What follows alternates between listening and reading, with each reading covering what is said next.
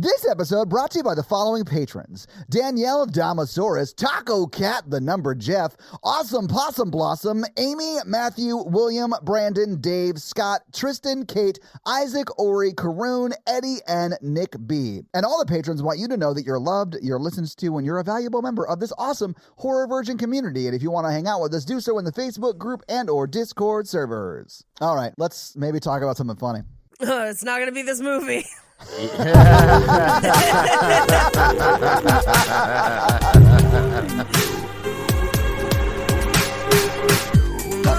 ready to talk about trauma? Thank you for tuning into Horror Virgin. I'm Paige. I'm Mikey. And I'm your Horror Virgin Todd, which means I don't like scary movies, but you guys make me watch them. And this week, the listeners made us watch Dr. Sleep. So was this the first time either of you had seen this movie before? No. Oh, really? Okay, it was clearly my first time. But what were your first impressions of it when you first saw it? I heard really good things about the director's cut, so I purchased the director's cut. Oh, did you? Yeah, it was like during COVID, and like nothing was coming out, so I like wanted to like dig in like. Oh yeah, during COVID with the like lull in movies that were coming out, getting a 3-hour director's cut would feel like you just found a podcast you can binge. You know, you'd be like, right. yes. Yeah. And I mean, oh man, I think I have complicated feelings about the movie. Oh yeah? Yeah, I agree. Although I liked it better this time. Yeah, well, I did the theatrical cut this time, which I think I liked it. I liked the director's cut, but it's like it's not The Shining. I like The Shining better. That's funny. I like this much better than The Shining. I think The Shining's scarier. It absolutely is. I think this is an interesting film, but like, and I read a little bit, and I'm sure Paige is going to talk so much about this, but it's like it doesn't know if it's a sequel of the movie or the book. Yes. And you can feel the weirdness from that. And I like also I don't the Shine Eaters or whatever, like the knot. The True Knot. Yeah, the True Knot. That's my least favorite part. Yeah. I don't know about them. I love Ewan McGregor or whatever. I like Ewan McGregor a lot as well, and I think he does a great job in this movie. And I really love like the AA aspect of it, the like overcoming addiction aspect of it, and how those sort of demons from your past can always come back to haunt you. Like at the end of this movie, when he is struggling to not drink, like I get that. Like that is something that people that struggle with addictions of any kind still struggle with. Even if they've beat it for the past 8 years, it's still a daily struggle for people that struggle with that, whether it's alcoholism or opioids or sex or whatever the addiction is. Yeah. And then like half the movie, The Shine is like a metaphor from like the trauma and the things that make you and like you shouldn't be ashamed of it, and you need to integrate it into who you are and overcome trauma and all that, and like not drink to not feel it and things like, and like a really pretty cool metaphor until the True Knot comes in, and then I'm like, so they eat trauma to live forever, and then like I was like, I don't understand how this makes sense in the rest of the metaphor. Yeah, this is my biggest problem with this movie and book. So I saw this in theaters. This was, I think this must have been one of the last things I saw before COVID. Yeah, it came out 2020. Yeah. So it probably was. Jake and I went to go see it because he had read the book and I was reading the book at the time. And the True Knot is my problem with it because, and it's a source material thing too. So it's like, for me, it's a problem in the book and the movie, although they're very, very different in the book. Oh, are they? I'll talk about it in fun facts. I kept almost all of it to fun facts so that we can get through the movie and then go through the differences. Yeah, it's a long movie, and I'm sure we're going to talk a little bit about what was in the director's cut, what wasn't, because Mikey and you have seen it. What I will say is I liked it a lot better this time, probably because I knew what was coming. But for me, this movie is so challenging because I would say 60% of this movie is so well done and so fantastic that I'm literally crying through it. Yeah. It's so good. Yeah. And then 40% of it is some American Horror Story carnival season garbage that I hate with a passion. and it is the same in the book in a way where like Stephen King has this amazing ability to write characters and scenarios that are so grounded in an emotional realism that you connect with them and you care about them. And that's where some of his best work is. Like I think about the kids in It, where like you understand where all those kids are coming from. Or even Pet Sematary, where you're like, I understand why a parent would do anything to bring a child back. That all makes sense. But you don't think it has sort of a carnival vibe to it as well with Pennywise? Like, I feel like Stephen King is really, really good at the character part, but also a lot of his books sort of feel like they have an element of them that is like, oh, this feels sort of incongruous to what the characters are actually doing. I do feel like he always needs an editor. Yes. More than he has. However, in it, one of the things that keeps me in it and doesn't disconnect me as much as this story does is that a lot of the supernatural elements are still related to the kids' fears. Yeah, it's true. And so that kind of keeps it going for me. In this movie, I feel like we have a beautifully structured, interesting story where you have someone dealing with past trauma, dealing with addiction, dealing with a parent's addiction that in some ways is still exerting itself on their lives through their trauma. Yeah. And all of these things that are scary enough in and of themselves that you could so easily have taken a much subtler hand with the supernatural aspects of this story, and it would have been scarier but also moving. I feel like there was no way to make this as scary as The Shining. I feel like it is strange to try and bridge the gap between the movie and the book, because this story is very much a sequel to the book, not the movie. But the Kubrick movie is so ubiquitous. It is such a cultural touchstone. You could not make this movie without addressing it, I think. And I think that's the problem. I listened to a lot of interviews with Flanagan before the movie came out, like as it was coming out. Yeah. And he mentions that the True Knot was one of the most difficult things to kind of bring to life on film. And I still don't think they succeeded. And I don't really like it in the book either. And so it's a tough one for me. If you're going to have a villain that like motivates them to do some stuff, I think instead of like a group with a like this full backstory and like weirdness, and because they go to a great lengths to describe their like the group, the True Knots culture and like all their stuff and all. But that's the thing, they kind of don't. We don't learn anything about them in this movie. The book, we find out a little bit more, but it kind of treats us in the movie as if we already know. Well, I don't think you need a villain like that. I think you could have just done one person with Shine who's like a serial killer version of Danny. I mean, that is essentially what the True Knot is. All of them shine in some way, right? Yes. But I mean, instead of having like a family thing, just have like a scary ass serial killer you know nothing about coming for you, psychically and physically. I mean, that's Rose in this movie. That is Rose the Hat. Yeah. Except keep more mystery. You know what I mean? Like no scenes of them like having conversations and like grilling out. You know what I'm saying? Like you don't need like that. Grilling out. But Mikey is absolutely right, because it ends up as this kind of spread out thing where it's almost like we're supposed to invest our time and energy for this story into that group as if it's going to be a thing, and like that's equally as important as Danny's story, and it's fucking not. And honestly, Rose is the only important one. Why isn't it just Rose? And why do we immediately see who she is?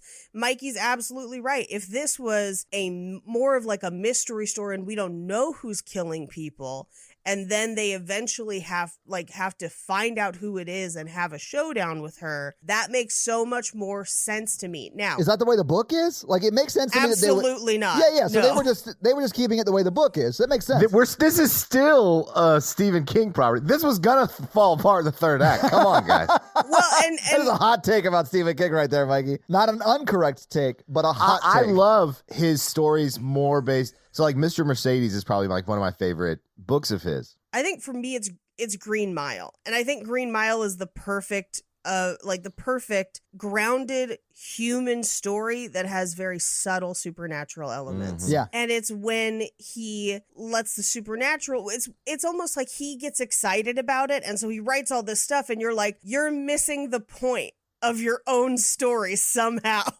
Of like, honestly, it's so much more interesting to deal with Danny and his struggles and his relationship with Abra, which makes so much more sense in the book, and I will talk about it at the end because they cut a huge, very important, at least to me, story chunk out of the story in the movie. But like the amount of time spent on these characters that I don't have an emotional investment in, to me, is wasted in this film. I liked it, and I liked the True Knot a lot. I liked that you had like, okay, so a lot of people have The Shining or they shine, right? And then what happens if some are good and what happens if a group is bad? And that is the True Knot. Like you have a group of people who shined and figured out that if you make things real steamy by murdering someone while they're scared, you can live a lot longer. Right. So they just, like Stephen King just took that aspect to its like, all right, let's take that thought and dial it up to 10. And then that is the True Knot. I liked it a lot. I thought it was cool. I'm going to stop you right there. If we're watching a horror movie and Todd comes out and is like, I really like this part about the villain and like... It's not a horror movie. Exactly. I told Mikey that last night when we were hanging out. I don't think this is a horror movie. I think it's a psychological thriller, which I am on board for. I love those. So that just is more ammunition for our side of the argument.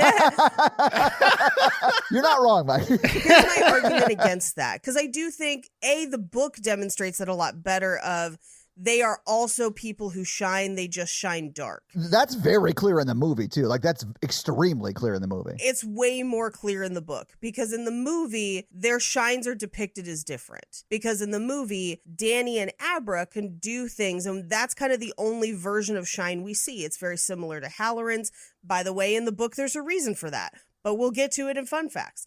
But the True Knot seems to have unique skills amongst their shine. Yeah, they have like a pusher. They have someone who's like a scout, or I think they call him a crow. Right. Like they all have titles, right? I felt like that those were people who just specialized in one aspect or were particularly gifted at an aspect of shining. Like the X-Men. Yeah, I didn't need evil X-Men. But that is never something we've seen in the mythology before. Yeah, but we've also never seen the True Knot in the mythology before. Like, you can't get hung up on stuff like that. Here's why. It's a sequel. Like, we have established rules from The Shining, both book and film. Sure. Of how Shining works and what it is. Now, granted, they are nebulous and they are linked to a greater Stephen King narrative throughout books, and they apply other places. But the True Knot is a new invention. So it's almost like you're asking us to take something that we know from a property that is so famous that everyone fucking knows it like the back of their hand. Yeah. Treat it in a completely different way than we have ever treated it before. But also, it's like The Shining, the first movie and book, Danny's psychic ability isn't a big part of the story. It just gets Halloran to come up to the resort. No, it is a bigger part of the story. In the book and in Dr. Sleep, the book, it factors in. I just got to fucking talk about it because otherwise I'll talk circles around it. So in the book, you find out Abra's family is a little bit different in the book, where she has lost a parent and she is largely raised by her grandmother who doesn't shine. But you find out from her grandmother that Abra is actually the daughter of Jack Torrance's illegitimate child. What? Yes. Oh, he really is Uncle Danny. Yes. So Jack Torrance had an affair with a student because remember, he was a teacher. And also not a good guy. That's in the book. And his daughter from that affair, or basically like the daughter of that affair is Abra. So the student was Abra's mother.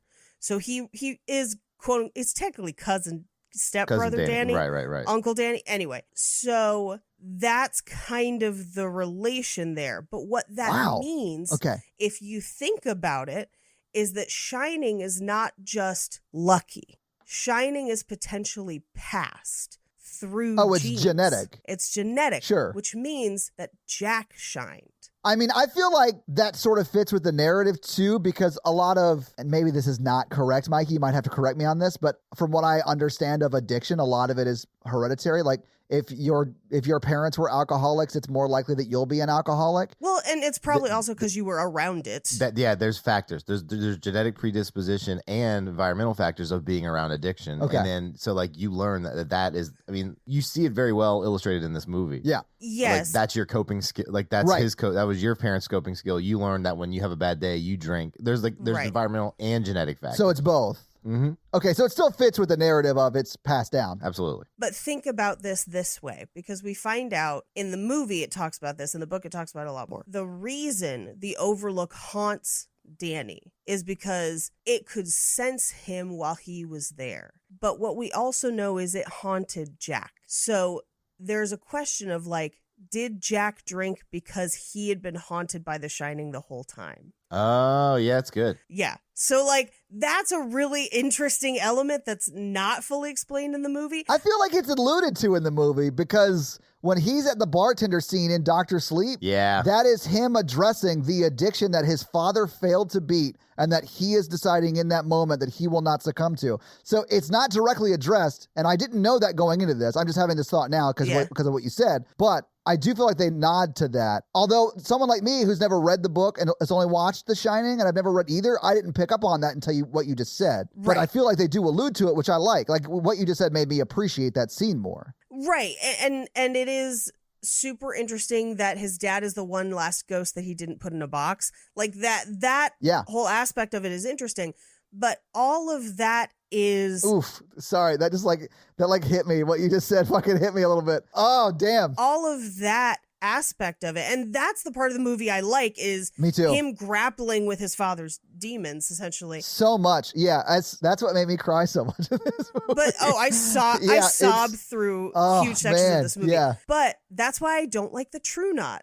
Because the True Knot is bullshit up against that level of interesting emotional depth that we can identify with as humans. I understand what you're saying, and I don't necessarily disagree, but that's the way, like, I don't blame Flanagan for that. Like, that is the source material. He had to put that on screen. Like, it is what it is. So I sort of am very forgiving of stuff like that because I realize that there needs to be a villain. I don't care if they're the Shine X-Men, but, like, it's whatever, Well, no, I know. What did bother me is that they kill almost every one of them, literally all but two of them, in like 5 minutes at a trap they set. Like that's because it's completely different in the book. Oh, okay. That makes sense because you got to do it quickly. Yeah. I mean, and I say quickly, this movie, theatrical cuts 2.5 hours, director's cut 3 hours, so nothing's done super quickly. But I'm sure Dr. Sleep is a super long book just because Stephen King tends to write that way. Yeah. That's what I mean when I say I have a problem with the source material and this movie just because it has to pull from it.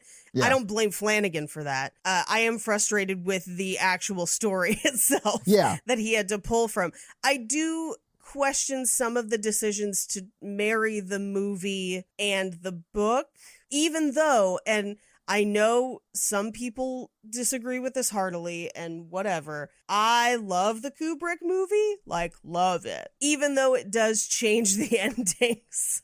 I get it. But I do feel like in this movie, at least, Danny gets that redemptive ending. Yeah. It gives him the ending of the book, The Shining. No, he absolutely does. Yeah. Which I like. I've never read the book, so I honestly don't know to what you're referencing because I've only seen the movies. We talked about it in our episode. I know, but that was so long ago, I can't remember. Jack Torrance blows up the Overlook to save his family. Yes, there's a reason that's included in the book. It's because, and you guys didn't have me on your original Shining episode, so now you have to hear this fun fact. The Shining is based on the Stanley Hotel, and it was one of the first large hotels of its kind, and at the time, electric light was not as normalized as it is now, so they actually had gas lighting throughout the hotel. Oh, wow. Okay. And as a result of that, there was a huge explosion that actually killed some hotel employees. Oh, man. And the hotel is believed to have been haunted by those employees. And Stephen King stayed at the hotel, and it then inspired him to write The Shining. Okay. That's why the boiler room plays such a big part in the book. So the ending in this movie is completely different from the ending in the book. The second half of this movie is completely different from the book. Probably why I liked it so much. Here's the thing. Not better, just different. Sure. That's fair.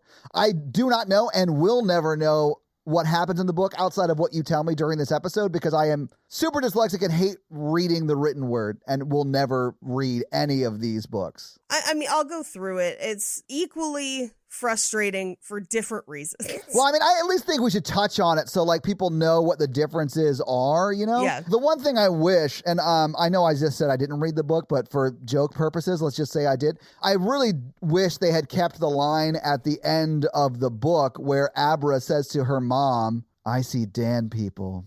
Nailed it. All right, let's just get into it so we can like actually talk about the movie as we're talking about the plot of the movie. Okay, so we open on the same music from The Shining. There are score kind of motifs that occurred in the Shining film that occur here, and this is one of them. I mean, but the music in The Shining is really good, so I'm glad It's they so reincorporated it. Like the ba ba ba ba ba ba ba. It's so good and it's so dramatic. When they're going back up to the Overlook in this movie and they're playing that again. And they do the exact same helicopter shot. Yeah. It's just at night. Yep, Yeah. it's so good. Like, as someone who loves The Shining, like the movie, there is a lot in this movie that I really like to see kind of recreated, and it's very cool. And it's really only the True Knots that I don't like. So.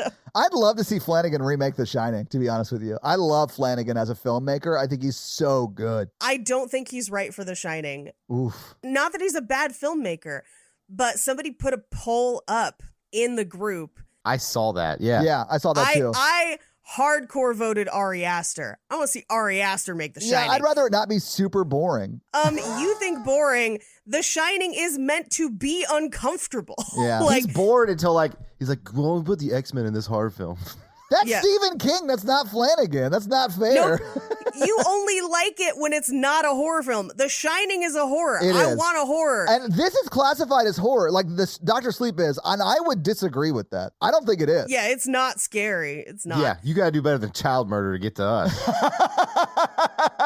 Child murder, that's Mikey's dated dick. I have notes on that from the book when we get to it. Okay. I would go Ari Aster. I would love to see Ari Aster remake this. Someone also said Jennifer Kent, who did the Babadook, she'd probably do a good job too. That would also be good, yeah. I don't understand why they murdered all the people so quick. Why didn't they keep them and torture them and then slowly fill their canisters up? Supposedly that's an option, but you don't get as much steam that way. Like if you can get it all in one fell swoop, you get a lot more, allegedly. Gotcha. Anyway, so we get an aerial shot of the forest. Yeah.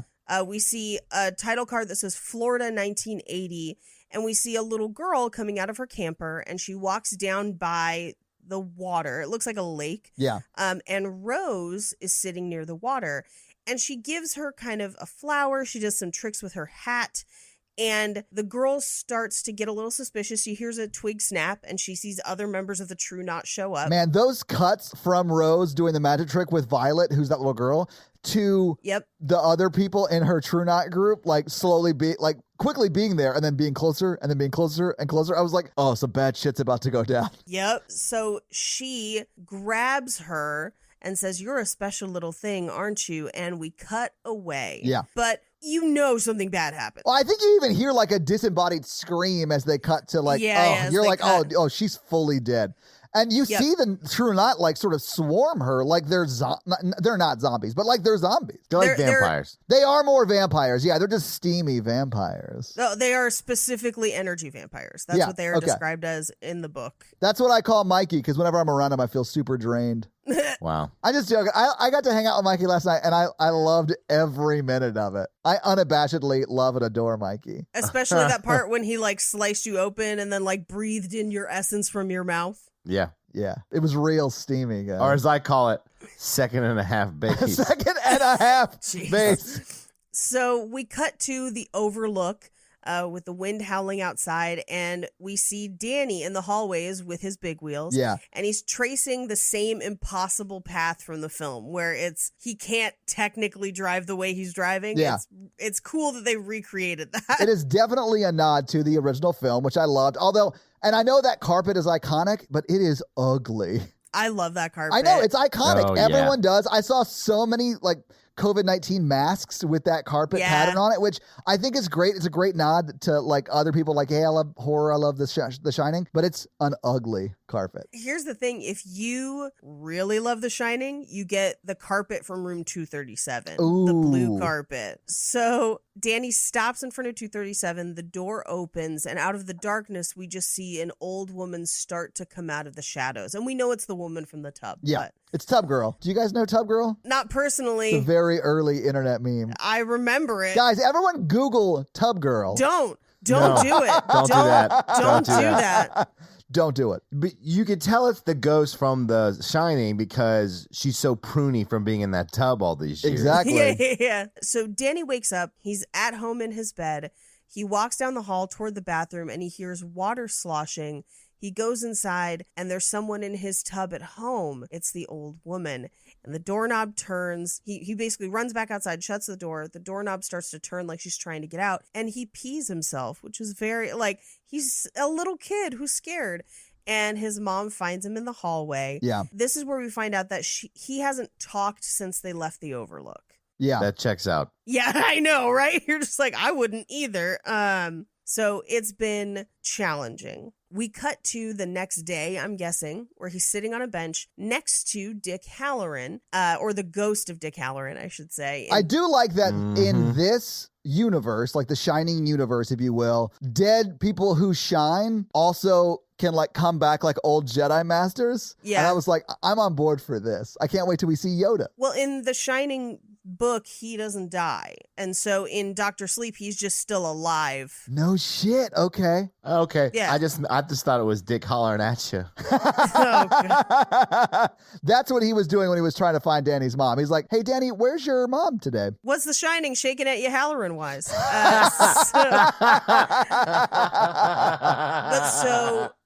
Hallorann is basically like, yeah, you never were much of a talker. Because I don't know if you remember the first movie where he like had that episode with Tony, and so he doesn't really talk much in the first movie. Tony. Yeah. Danny isn't here right now, Mrs. Torrance. But they start talking in their minds. Yeah. And that's when he kind of opens up. So he then tells him, you know, how did it feel knowing that you weren't alone? Like, I bet that helped. And he says, someday you'll teach someone else. And then Danny says, I won't shine. It's dangerous. Yeah. She found me and she'll come back till she gets me. And he says, well, the Overlook is full of old ghosts and there's no one there now. There's no one for them to feed on. And they were always like pictures in a book to me, but I didn't shine like you did. Yeah. And so you were like a 1,000,000-watt battery and it ate it up. Now, if you also think of the fact that Jack potentially shined, although we know that the older you get, the less you shine. It is kind of an age thing. So you had Jack and Danny. Yeah. So that the Overlook went into overdrive, essentially. And he tells him that what he can do is turn what they came for against them. And he tells the story of his grandfather, who was incredibly mean and abusive. And after he died, he kept coming back to him. And so his grandmother, who also shined, taught him a trick. And essentially, they lock him in a box in his mind. And you build the box yourself. You lock it away in there. But you essentially have to confront it and then lock it away. Yeah. You got to put a hole in that box and then put a ghost in that box. Put a ghost in that box. Put a ghost in that box, Danny. Make them open the box. Not yet. And kill the scary lady. So I do like that. Sorry, go ahead, Mikey. I like this as like a trauma metaphor. That's what I was like, about to say. Yeah, absolutely. Yeah. As like some people just like lock it in a box and never try to deal with it ever again. Yeah. And so when he has to like open it all up at the Overlook, I think it was really poetic. It's one thing I like about that, and one thing I don't like about that is he does finally address the trauma and addictions that he was struggling with. Like he takes them out of the compartmentalization that he's done his whole life, right? Right. And that helps him overcome Rose, the hat, and then it also kills him. So, like, I don't love that part of the metaphor. Yeah. But I do like that once you address it, you can become more powerful. And if you can work through it through therapy and whatever, which is why I think therapy is so helpful, and it literally saved my life. Everyone go to therapy. But, like, I don't like that immediately after he addresses his issues in that metaphor, he dies. Fun fact, he lives in the book. See, I like that. That makes sense. That makes more sense to me. Okay, I'm sorry. We'll get there. But I really like this metaphor too, Mike. Because that checks out. Because having children around the age that you went through trauma, like triggers a lot of trauma of like when you were a child, and like him having to confront his trauma to like better be there for a child, I think it also works. So I don't know. I like that he lives in the book. Yeah. For me, it works a little bit better if he lives.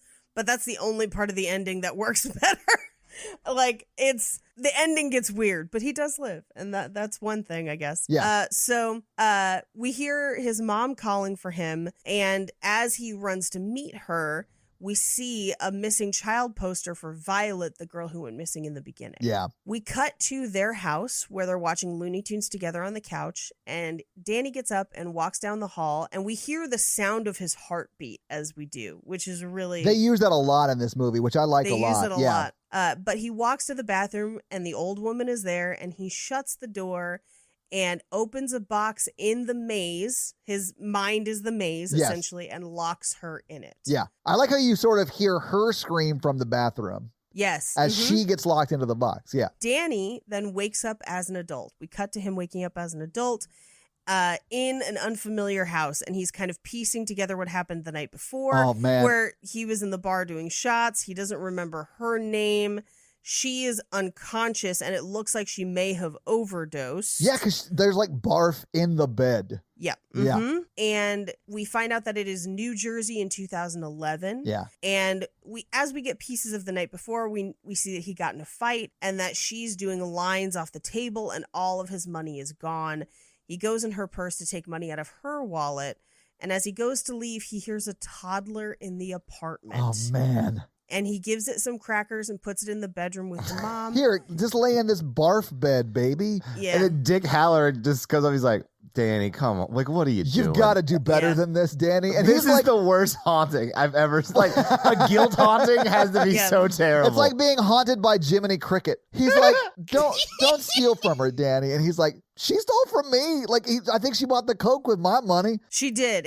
In the book, she specifically spent his entire paycheck on Coke. Yeah. This is one of those things there's just tiny pieces of it that are different in the book that change it for me a little bit. Yeah. Because this was something when I first saw the movie and I hadn't gotten to this part in the book, I really struggled with because the movie implies that she is dead and that by extension that child dies because nobody finds them. In the book, as the toddler comes out, he tries to reach for the cocaine thinking it's candy because the whole bag is still there. Yeah. And as Danny kind of like pulls him away from the cocaine, he sees that the kid is bruised and had been beaten very badly. And Shining wise can see that it was because of his uncle who was abusing him. But Danny leaves anyway and doesn't tell anyone. And the uncle ends up killing both the kid and the mom. Ah, okay. Danny, while not directly responsible for killing them, doesn't report it. And that is kind of what potentially kills them. It's sort of death through neglect. Yeah. Yeah. Which is kind of the same in this book, except that in this movie, his neglect directly kills them. Yeah. So we cut to Long Island, New York, 2011, and we see a young blonde girl sitting in a movie theater. This is Andy, and she's meeting a much older man for a creepy date. Yeah, it's like a sugar daddy type, really sort of strange vibe. Yeah. Yeah. Boy. And what we see is that Rose the Hat and one of the other True Knot. The guy who was the Crow, I think, right? The Crow, yeah. I think Crow was his name. Oh, okay. Yeah, Crow, okay. Crow is his name. I thought Crow was his title, but yeah, they do refer to him as Crow. Yeah. It's very important to note that in the book, they don't really have special powers typically. So like Crow is just his name and he's just another member of the True Knot. There's not like a lot of, he's kind of her second in command here, and that's not the case in the book. But also in the book, that's why Andy's so important, is because she does have a special skill. Because a lot of the True Knot doesn't. Rosie is the most powerful. Yeah. I got that vibe that Rose was the most powerful too, or Rosie, sorry. And that they needed someone who could do what Andy does here. They called her a pusher in the movie. I don't know if that's what they call her in the book. She doesn't have that skill in the book. Oh, she doesn't? Okay. No, she's just a sleeper. So she can just put people to sleep. I got you. Basically. Okay. So essentially they're watching her, and what they watch her do is essentially put the guy to sleep and then talk to him and say that like, then, she carves 2 snake bites into his face and tells him that when he wakes up, he's going to have to tell everyone that he was bitten by a rattlesnake. She robs him, and essentially she like robs him and leaves him with a scar so that everyone will know. Everyone will know he was bit by a snake, but yeah. Yeah. They won't know he's like a pedophile. Yeah. I mean, it's kind of a flawed plan. Yeah. Well, she's like 15. Yeah. The plan's not great. In the book, she's 32. Oh, really? Oh. She's 32 and had a horribly abusive father. This isn't how they catch her really in the book. Like, oh, okay. It's a completely different character story, kind of. Oh, okay. So, okay.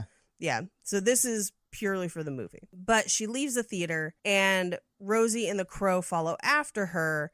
And she tries to put Rosie to sleep. She tries to push Rosie. Yeah. And Rosie's like, nice try. Yeah. That's not going to work on me, darling. Nope. We cut to Danny waking up with an empty bottle in his hand, sleeping under an overpass. Yeah. We then cut to Anniston, New Hampshire, where it's Abra's birthday.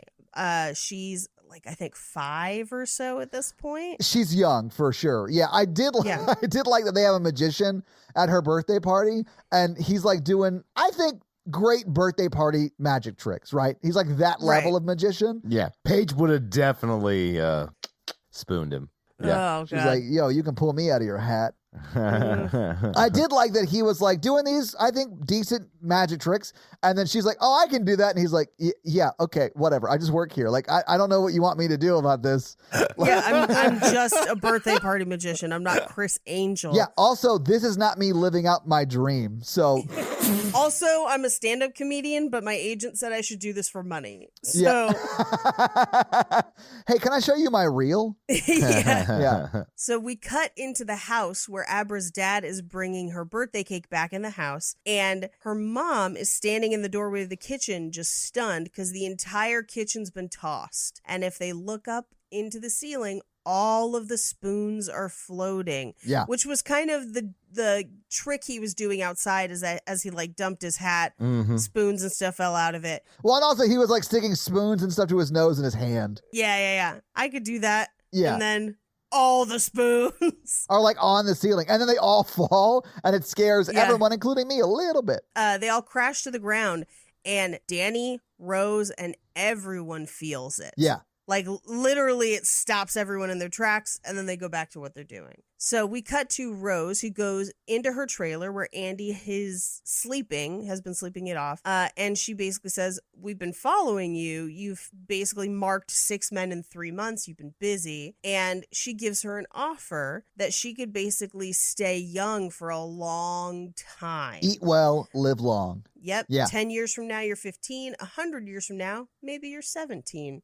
And if she wants to do it, she can. They're giving her the option. I did sort of get the option if she didn't want to, they were just going to kill her. Absolutely. So she had the quote-unquote option. Although I will say she does seem to be like, yeah, let's do this. Yeah. But this is like the vampire's dilemma. Like if you were either going to be eaten by a vampire or turned into a vampire, what do you choose? Yeah. And I know people who would say, just kill me. I'd rather die than live forever, but I would rather live forever than die. So like it falls, I think, on that side of it. I don't want to live forever. Life is long enough as it is. Yeah. But I wouldn't mind being a vampire for a while. Right? I'm with you, Paige. Try it out. I'm going to go like Blade style. Yeah. Sounds like an exciting lifestyle. But then you'd have to go see the Vampire Council, and they'd put a whole play on of your crimes before they condemn you to death. So we cut to Danny getting off a bus, and he walks through a park that has like a little miniature version of the town. And I just have in my notes, fuck about the model village then. I was like, oh, I bet Paige loves this Edgar Wright nod. I do. Although I'm sure it's in the book too, but I liked it. I thought it was cool. And the camera shot of it where it shows the real town square and then it pulls down real low to show the actual model town square. I thought it was really cool, really great. It's very cool. But this is where he runs into Billy, and Billy's like, hey, I don't recognize you, and you're in the park, and there's kids here. What's good? Who is you? Which honestly, good for you. Good for looking out. Yeah, good looking out.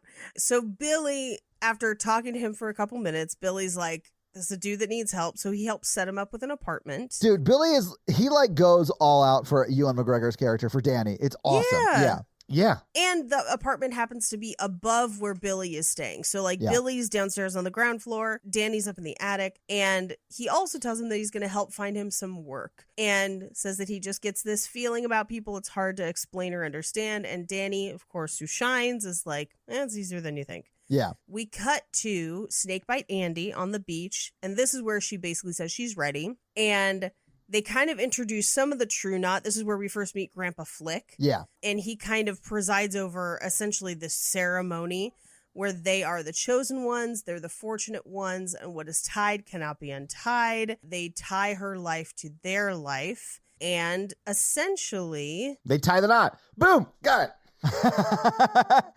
I do sort of feel like this whole ritual is something that they do because they enjoy doing it. They enjoy like the pomp and circumstance of it.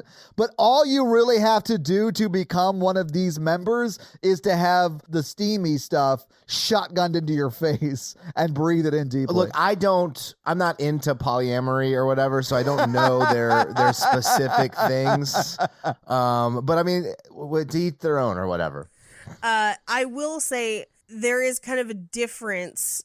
And it's important in the book, not as important in the movie. There's a difference between steam that is achieved through fear and death, essentially, and like stress and fear and everything, versus like willingly given, if that makes sense. Okay. So by breathing in this steam, it does kind of make her one of them, but inhaling steam in general does not necessarily immediately make you evil, if that makes sense. Gotcha. Interesting. Okay. Because in this movie, I mean, she just inhales Violet because they have Violet in a canister. Rosie, the hat, steams it in, like breathes in the steam and then breathes it back out into Andy's face. And that's when she becomes one of the True Knot. Right. So we cut to Danny waking up to the sound of a fly in his room.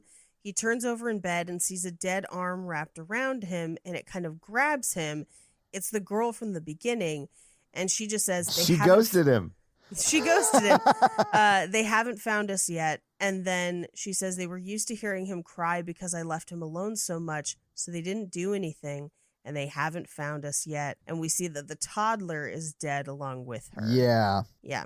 He scrambles away from the bed. He is about to grab the bottle that he has in his bag, but instead he goes to Billy. Yes. And says, "You said you knew my look. What did you mean?" And Billy is like, "You needed help. That's what I could tell." And he just says, "I do need help. Come in and we'll talk about it." So we cut to his first AA meeting. Yeah. And at that meeting, he meets a local doctor who works at the hospital, but also a hospice care facility. And he tells him where he left his watch without knowing, like, the doctor didn't really say anything about it, but Danny knew. Yeah. So we cut to that doctor's office, which, by the way, is almost a set-for-set recreation of the office at the beginning of The Shining. I had that in my notes. I was like, this looks like the hotel manager's office, even with the window behind him. Yep. Yeah, I mean, everything looks exactly the same. Yeah, and we find out here that for work, he's just been doing a couple shifts at Teeny Town running the train, but he does have orderly experience, and the doctor needs somebody who can work hospice, and he says hospice orderlies are hard to find and hard to keep, because it's a very difficult job. Yeah, he specifically asked, how are you with death? Like, can you handle that? Yeah. And Danny's like, yes, I can handle that. Yeah, grew up with it. Yeah. Yeah. I can fully handle the dying. Yeah. So we cut to the beach where Andy wakes up and Rose greets her. And Andy's like, "You said it didn't hurt, but I felt like I was dying." And Rose is basically like, "Yeah, you did." And she says, "Am I still human?" And Rose just says, "Do you care?" Which is like a high school girl response to that question. I was like, I mean, she asked, she probably does care. Although, maybe not. I mean, I don't know. I'm kind of with Rose on does it matter? If you're living long and, you know, not aging, do you care? And like, also, they go around in like a camper caravan. Like, you know, like, yeah, this doesn't sound like a great life to me. Yeah, if I'm gonna like live forever, like, I want to like live it up forever. Yeah, I want to be full-blown Lestat at his foppiest. Yeah. I don't want to come out of my camper at 12 o'clock in the afternoon while the other vampires are cooking hot dogs. I'd be like, this life sucked. Like, I want a steak. I want a nice hotel. And I would just flip over the fucking grill and I'd be like, why are we even eating people? Yeah. Well, and we find out like later that they're rich and well connected. So allegedly they have money and stuff. And so it's like, so again, like, we're eating people to constantly camp? No. I love glamping, hate camping. So like, I sort of get the appeal of like camping, quote unquote, like they are doing it. Like they all have RVs. Doing that for a weekend every now and then would be fun. Doing it for your whole life would not be fun. Yeah. No. Forever. Well, yeah. So it's not technically forever. It's just live long, like hundreds and hundreds and hundreds, possibly thousands of years. It would be terrible, right? Yeah. But I do understand, like, if you could live a very, very long time, you could make a lot of money because you could invest in stuff. I understood how they were, like, well-connected and well-moneyed, but I would hate that lifestyle. But that's why vampire is cool. Like, I would pay mercenaries to go kidnap people and bring them to my beach house or whatever, and then I would eat them. I don't know.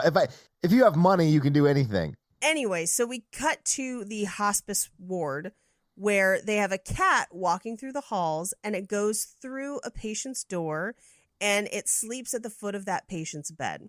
Danny goes in to basically retrieve the cat. The cat, whose name is Azrael, which is the god of death. The angel of death, yeah. Was that doctor for getting that cat and naming it that? That's real messed up. It is real messed up, yeah. Here's the thing. Cats do know. Yeah, they do. Yeah, I know, but like having an inside joke with your death cat is like a little weird for your hospice. Yeah, a little bit. You might say that doctor's like, it's like funny to him. Like he has a weird sense of humor, Mikey. Yeah. Like you might say sort of a gallows type humor. Oh, I get it. I'm just saying someone's going to come in there and be like, oh, I just need to, I want to check my mom and this is terrible. He's like, oh, sorry, that's a cat, Azrael. And he's going to be like, the angel of death? Cat? Maybe this isn't the facility. Yeah, we're going to go ahead and room your mom with Azrael. Anyway, so the cat always seems to know. And so he goes in and talks to the patient. And he's like, no, it's a cat, whatever. Yeah. And he's like, no, the cat knows. I know I'm going to die. And he essentially kind of eases him into death. Basically by talking to him by shining and just saying there's nothing to be scared of. You're just going to sleep. Finally, true, restful sleep. So Danny gets back to his apartment. Yeah. Takes off his shoes. And on the blackboard, he sees a single message that just says, hello. So he picks up a piece of chalk and writes back, hi. Is it weird in hindsight that he's like texting a little girl? It's actually weirder in the book. Oh, is it? That's uncomfortable. I don't know. If my chalkboard was talking to me, I'd talk back. I will admit he does not know it's a little girl at this point. Yeah, he doesn't know. Yeah. He probably thinks it's a ghost or something. Yeah. He is on like ghost chat roulette though. You don't know what's on the other side of that chalkboard. You just got to keep it pretty innocent. I think he's like, hello, hi. And obviously it implies they have a lot of conversations, but like hopefully it's all up in the up and up. Yeah, well, and okay, so this is why I don't like Ouija boards, because you don't know who you're talking to. It's always Cornelius, the Confederate general. It always is. Same reason I don't like the internet. In the book, they talk using a chalkboard for a little bit, but then she gives him an email and they email back and forth. Oh, okay. So then he's just emailing a small child. Okay, cool. That is even worse. You are right. Yeah, that's terrifying. They have kind of like a longer relationship than they do in this book via email. So well, it implies in the movie that like she calls him Uncle Danny. They've had lots of conversation. Like the implication was like they've talked a lot. Yeah, because she's like 13 or something by the time all this stuff goes down. She's like 13 by the time this goes down. It implies that most of it was... So they talked like 6 years or whatever. It's 8. In the movie, they jump ahead 8 years. Okay. But they haven't talked in those 8 years. Oh, okay. So they don't exchange emails until after that 8-year jump. Okay. Yes. Because we haven't done that in the movie yet, and I was just confused on where you were in the timeline of the book. That makes sense. That a 5-year-old wouldn't have an email. Okay, this all checks out.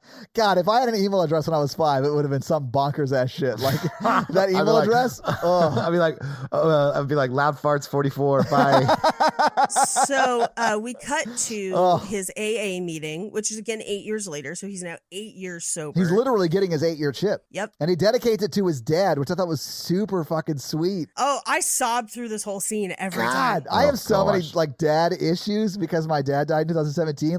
And I just have not addressed with all of that yet. So like, man, this stuff really got me. But essentially what he says is like, I kind of only knew my dad as an alcoholic with the exception of, I guess, Jack was in AA for like 5 months, which we do, I think, hear about a little bit in The Shining. We do. Yeah. Where he had like just gotten sober after he hurts Danny's arm. But that's sort of where The Shining starts. And then he goes to the Overlook Hotel and falls off the wagon, right? Immediately, yeah. And essentially what he says is like, all he wanted was to stand here and to get better for us. Although Ghost Jack, not so much later in the movie.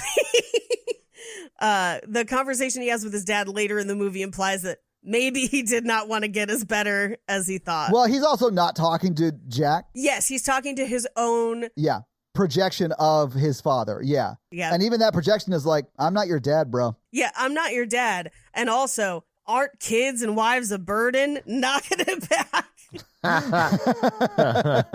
So we cut back to his job at hospice, and he's helping someone else go to sleep because of the cat chose them. And they sing together as the man drifts off. He then comes home to his apartment and sees a note on the chalkboard. And this is where he says, "Oh, it's been a minute, little pen pal," because it's been like 8 years in between. Yeah. And so it just says morning, and he says school, which I don't know how he would know. So it implies they have talked more than just once in the 8 years. Well, and I'm guessing it's not the full 8-year gap. I'm guessing it's been some sort of gap. Mm-hmm. But like not the full. Yeah, they've had conversations. He knows somehow it's a child. So we cut to Abra getting up and getting ready to go to school, and we cut to the True Knot, and we find out that Rosie is sitting up on top of like her RV trying to find more people with steam. Like she's kind of like astral projecting to try and find people. Astral projection they use a lot in this movie, but to me this felt very much like when Professor X goes into that circular room and searches for other... It's because they're spooky X-Men. It's called Cerebro. Cerebro, yeah. But we find out that they've been tracking somebody who shines in Iowa. We don't really know who it is, but at this point, the Crow is trying to ask her to open one of the canisters because Grandpa Flick's not doing well. Yeah. They kind of need to eat. The steam hasn't been as potent lately, so... And if I know anything about these guys, it's very much that their opinion is the steam must flow. Yeah, but also he kind of talks to her about how the world isn't as steamy and you're looking for a whale. Yeah. Which I hate that they call it steam. I didn't like it in the books. I don't like it here. Whatever. But he's basically arguing that like fewer people shine. And the explanation for it is like people are distracted by other things. Yeah, it's very much like a kids these days conversation. Well, and that makes a lot more sense with how the True Knots are depicted in the book, oddly enough. And when we get to the end, we're all going to laugh about it. Oh, okay. I'm so excited. So... we cut to a baseball field in Adair, Iowa, and we see a kid, number 19, that seems to be able to read the pitcher's mind, and the Crow is watching the game. So after the game, Bradley Trevor, I think is his name. That's the kid? The kid. Number 19, yeah. Yep, is walking home. The van pulls up behind him. They offer him a ride home, and he says no. And Andy pops out of the van, talks him into it. Yeah, she's like pushes him into it. She's using her power to do it. Yeah. Yeah. So we cut to the True Knots at like an abandoned factory and like outside. So there's like, it's almost like a vacant lot kind of. Yeah. They pull the kid out of the van. They tie him down. He's screaming. And she basically tells him like, I need you scared because pain and fear purify steam. So they stab him to death. And then they basically inhale all of his steam. And this is where it gets oddly sexual because people end up making out around it covered in blood. I guess I just blocked all that out because I do remember the scene. Like they were brutally murdering this kid, like torturing him, enjoying it, and then breathing in the steam. And I just was focused on that and not how they were making out. Although thinking back on it, they definitely were. And that's gross. Yeah. It's worse than me at a Chewy's. No, it's not that bad. That's how I feel though when I get that creamy jalapeno sauce, man. I just want to like make out with Natalie. So Abra sees this in her dreams and wakes up. She screams and she kind of pushes into that plane. She almost astral projects. Let's put it that way. Yeah, she definitely jumps inside Rosie the Hat's mind. Yes, and Rose senses it. Yeah. So she then immediately gets out of Rosie's mind and she screams, but she does get to watch it. Her parents come running in to check on her, and as she's screaming, her energy or her shine pushes through the wall in Danny's room, and it like essentially like cracks that chalkboard wall to say red rum. Yeah. Or murder, but he sees it in the mirror. Yes. Red rum. I did like the landlord who's letting him stay there. Was like, it's $85 a week or a month or whatever the rent was. And she was Be like, quiet. Yeah. So she's like, you know, she cares about her rental property. I get it. That's fair. But then he just fully destroys that wall. Or I guess Abra does, not him. He's been renting, though, For a decade. He has. Yeah, that's true. It'd be covered under like, wear and tear. But what I really thought about is later in this movie, he throws a full bottle of booze at the floor and it shatters. And I was like, that's not quiet. Like, and also going to ruin those hardwood floors. Yeah. You're going to have to clean that up immediately. Yep. So he takes a piece of chalk and writes, "Who?" And then she writes baseball boy. Yeah. Because she doesn't know his name either. She doesn't know anything other than what she saw from Rosie's eyes. Right. We cut back to the True Knot, and this is where they're all writhing and kind of breathing and making out.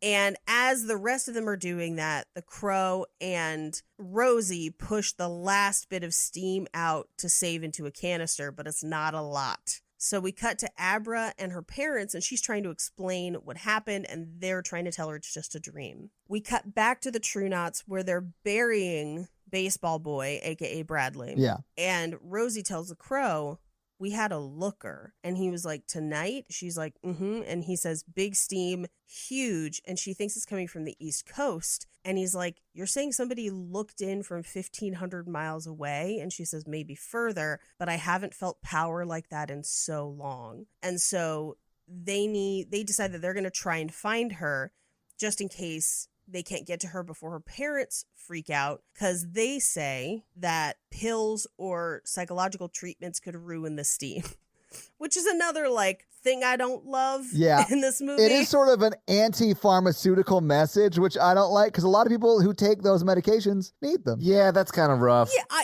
you know what? I feel like, not everyone needs them, but there are treatment options without them. And if that's what you and your mental health provider decide, good for you. But also B, they can be super helpful, and people just need to find the right one. And when you find the right one, it can be great and enhance your quality of life measurably. To your point, it isn't just an anti-pharmaceutical message, because it is also like therapy and stuff like that. Other ways of dealing with. Well, okay. So the best practice with pharmaceuticals is also like therapy and medicine together is like the best course of treatment modality. Well, I mean, for some things. We don't have time. But anyway, Mikey's like, it took me years to learn this in school. I don't have time to teach you all right now. Yeah. Well, for like a lot of things going on with you, that's probably the best way to go. Some things are pure medication, but I mean, some things are literally a brain chemistry issue, right? Yeah, exactly. Yeah. Like a bipolar or things like that. Or schizophrenia or things like that are brain chemistry issues. Some things are behavioral, and you need the pharmaceuticals to help even you out while you're dealing with the trauma in therapy. And eventually you sort of stop taking pharmaceuticals, right? Because you're dealing with what is causing you to have suicidal ideations or things like that. We can do it less seriously. Like, I have ADHD, like very badly. Yeah. You guys probably know this. Yeah. When I was a child, I was on Ritalin from like second grade to like I graduated. A child has a much harder time with emotional regulation or controlling their behaviors and things like that. And as I grew older, I was able to come up with strategies and things I could do to help me with some of those symptoms, like some of the problems of ADHD, to kind of get off those medications. Like in college, like I was like, okay, I need to set this time, like studying strategies and like, detail. Like I still struggle with a lot of things with that, but you can come up with different coping strategies. But a child has a lot harder time organizing their life around your mental health symptoms than an adult. And that's ADHD. I'm not like, some stuff you might not be able to do that at all. Right. Anyway, so Danny writes on the wall before he leaves the house, and it just says, "Hope you're okay, your friend Dan." Yeah. So we cut to Abra at her house, coming downstairs to talk to her mom, and she's like, "I made a new friend. His name is Dan." On the internet. Yeah, that's never a conversation a parent wants to have with their child. "Oh, you made a new friend? Awesome. Where'd you meet him?" "In my mind." Oh, no. I right. loved her dad's reaction later in the movie when he meets Dan. Oh, the appropriate reaction, you mean? Yeah, when an adult man shows up to talk with your daughter? Yep. Daughter, I should say. Yeah. So we cut to the computer lab, and she's kind of listening in on everybody at school. But somebody calls her a freak, or thinks it, and she hears it. Yeah. So she goes back to Googling missing children and finds Baseball Boy, a.k.a. Bradley Trevor. So we cut to Abra going home. She talks to her dad, who's writing a book. She tells him she's going to start her homework. She goes upstairs. She's looking at the photo and listening to music. And she's kind of reliving the abduction and the van ride and the caravan and everything through his eyes. Yeah, I feel like she was like rewinding it to like get clues that she could then give Danny. Right. Yeah. And she sees the murderer again and sees them leave and kind of takes notes of where they were. She goes to her window and astral projects, and she ends up in a grocery store. She looks down at her hands, and they're Rose's hands because she's in Rose's head. I thought this scene was really cool. I really loved how they showed astral projection. Thought that was very cool. And then I also like that when she's inside Rose, they're both sort of having to figure out, okay, Abra's like, okay, where am I? What's going on? I don't even really know who I'm inside of right now. We've all been there. Oh, Mikey, no, Mikey. But yeah, but then Rose is sort of figuring it out too, because I guess that connection sort of works both ways. Although Rose doesn't realize it immediately, but she does sort of catch on as she's in this grocery store. I do like that she can see it in the reflection of the milk door. Well, that's what clues Rosie into it, right? Yeah. Yeah, because she sees Abra in the reflection. These are the kind of things that if instead of the True Knots, it was a singular serial killer, you could keep a lot of this. And it's equally as interesting as scary. It would literally be the same, except for it's just one person that you don't know anything about. Like, we're not following that one person. Right. And also that saves sort of some of the time issue in this. And I mean, like, the runtime is long, right? You're welcome, everyone. Yeah, but largely because we spend an hour of this movie with the True Knot. Right. And if it was just that singular serial killer who we're trying to find out but don't know anything about, and we're getting really quick glimpses of this, that cuts out 45 minutes of that hour with the True Knot, right? Yep. I don't hate that idea either. I think that's great. And you cut to creepy kills, creepy like more of a mystery, and then I think it would be really cool. Yeah. Although I will openly admit, I still, like I said at the beginning, I don't dislike the True Knot. But I do think that would be cool. I like that idea. So she tries to get into Abra's head. She reaches around and grabs the back of her head, and Abra pushes her out. Basically tosses her back half an aisle of this grocery store. Which, just imagine being in that aisle just further down and you see a lady just get thrown by nothing. Feet away. I would be like, shatters the glass on that door. Yeah. I'll get milk somewhere else. It's not that big of a deal. We got a Publix down the street. I hear they don't astrally project throw people. I'm going to go there. That's a much safer place to shop. Well, and meanwhile, Danny passes out at the same time. Yeah. Which, because their connection is not as explained in this movie, if you know that they are related and therefore their shine is related, that makes a lot more sense. I guess it does. It also makes it less creepy. You mean from a pedophilia vibe? Yeah. I mean, Danny addresses it in the film. He's like, this is you cannot talk to me in a park. I'm going to get him. Well, and also when he goes to meet Abra at her house and the dad attacks him, he's like, please show him. Please. Yeah.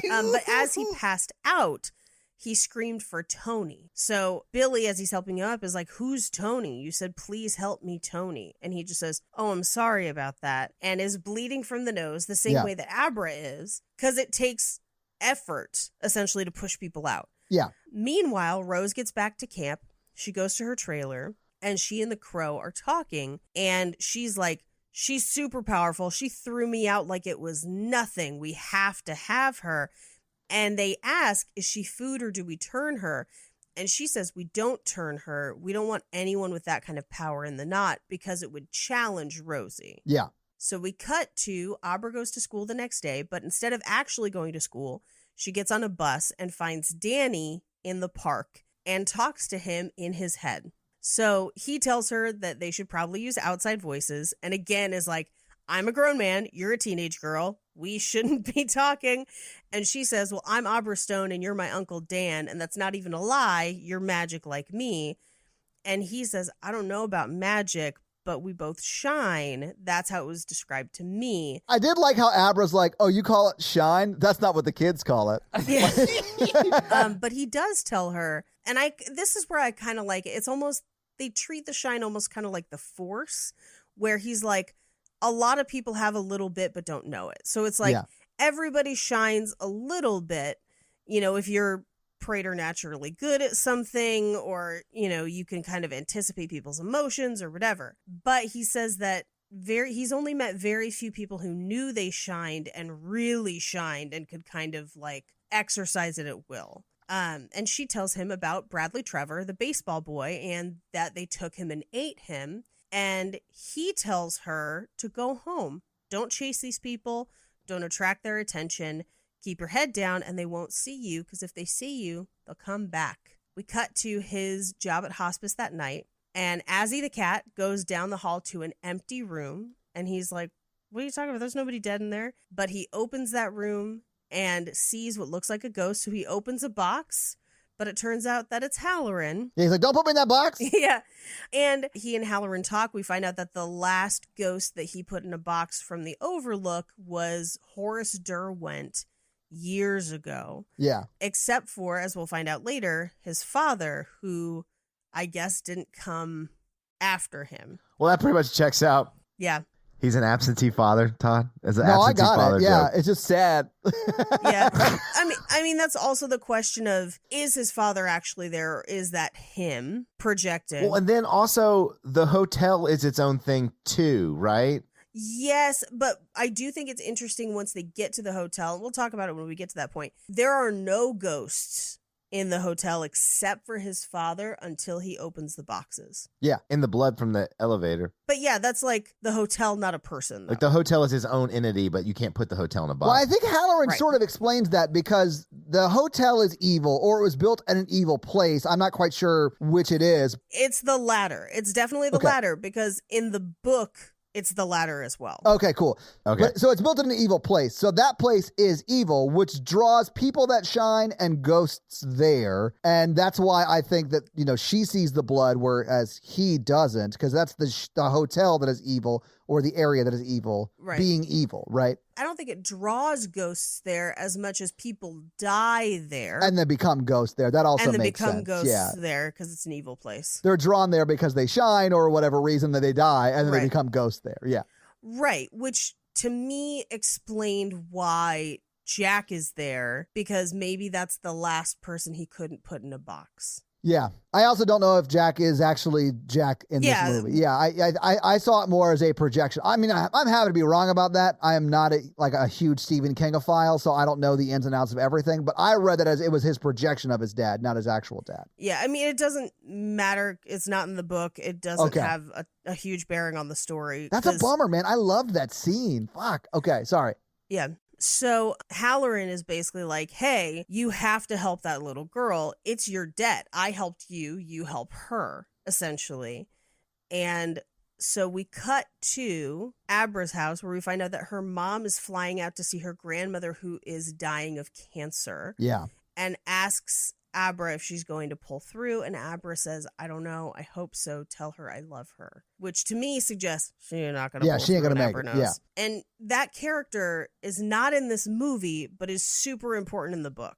The grandma character? Oh, yeah, because Yes. in the book, she lives with her grandma, right? Yes, her mom's really kind of not in the book, Okay. and her grandma's super important. Interesting. So we cut to Rosie on the top of her mobile home, meditating, and she astral projects into the sky, searching for Abra. And this shot is very cool, of her kind of flying parallel to Earth. I think it's very cool. And also the reverse of this, when she gets thrown out of this scene and she's like tumbling back Very cool. and like nails her body and falls onto the ground. I thought that was such a cool way to visualize astral projection. Yeah. Yeah. We cut to, she lands on Abra's street in front of her house and floats up to Abra's window and into her room. Yeah.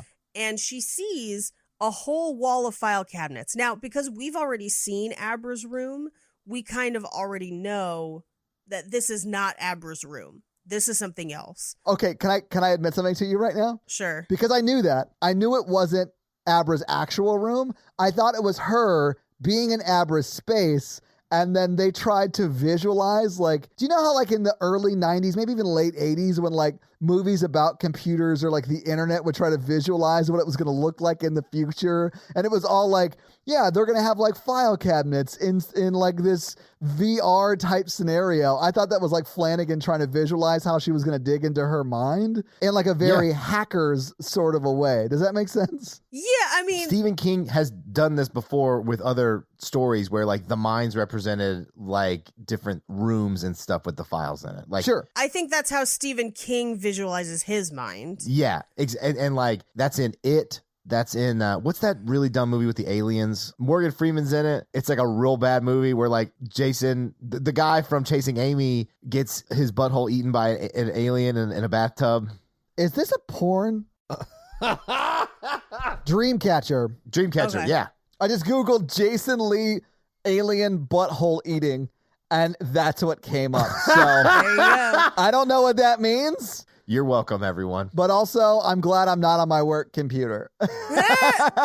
This is one of multiple ways that it's depicted in the movie because we see Danny's version, which is the maze with the boxes. Yes, that's his mind, right? Then we see Abra's version, which is the file cabinets.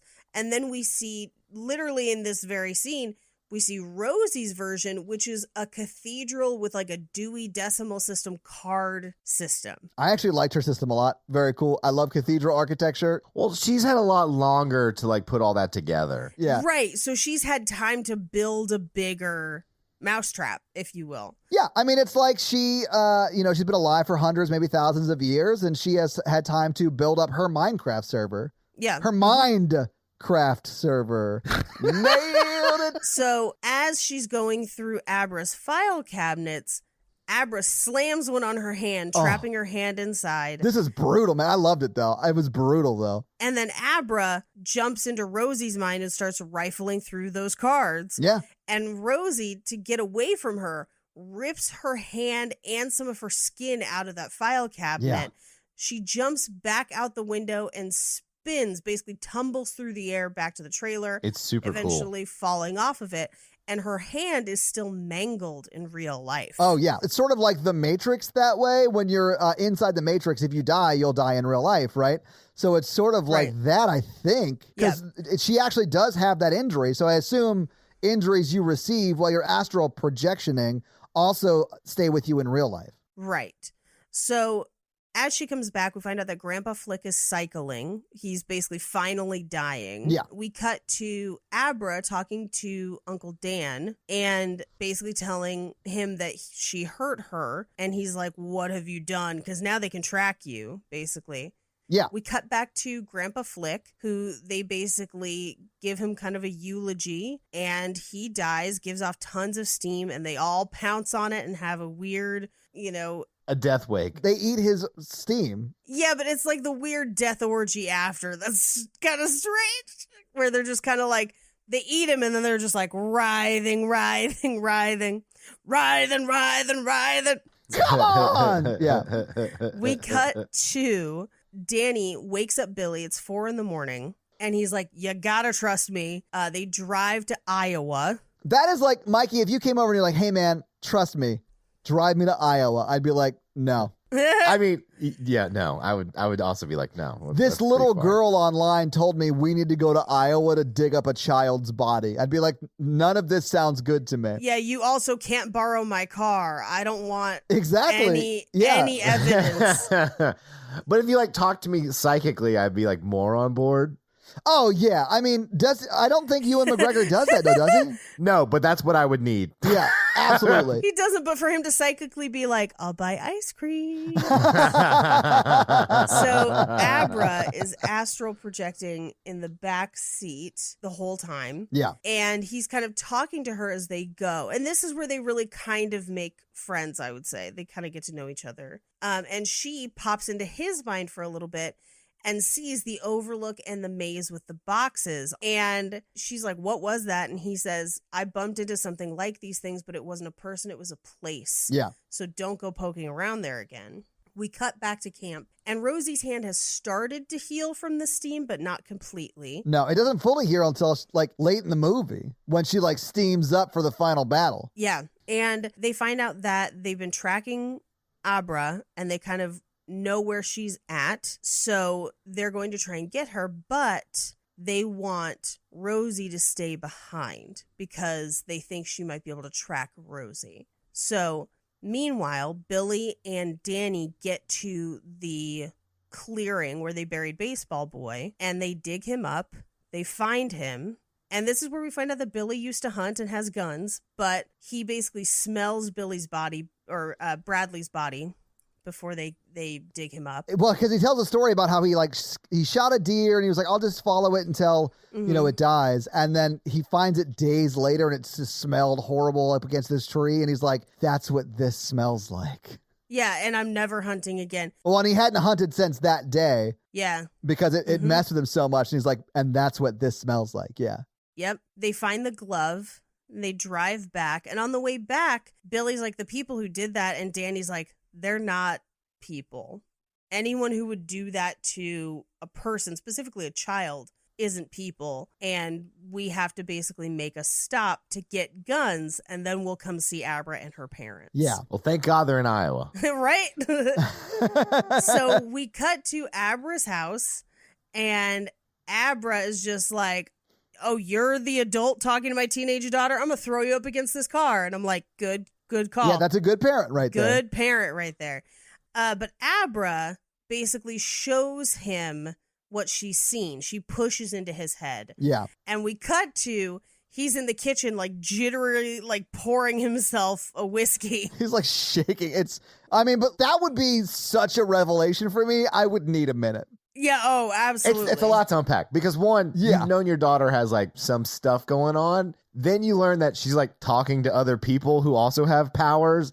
Then she pushes a child murderer into your head and says that there's evil people after her. Yeah, there's a lot to unpack for sure. So they give her the glove. She astral projects into the van and basically tracks them on their trip. So she knows where they are and how close they are. And they set up a plan.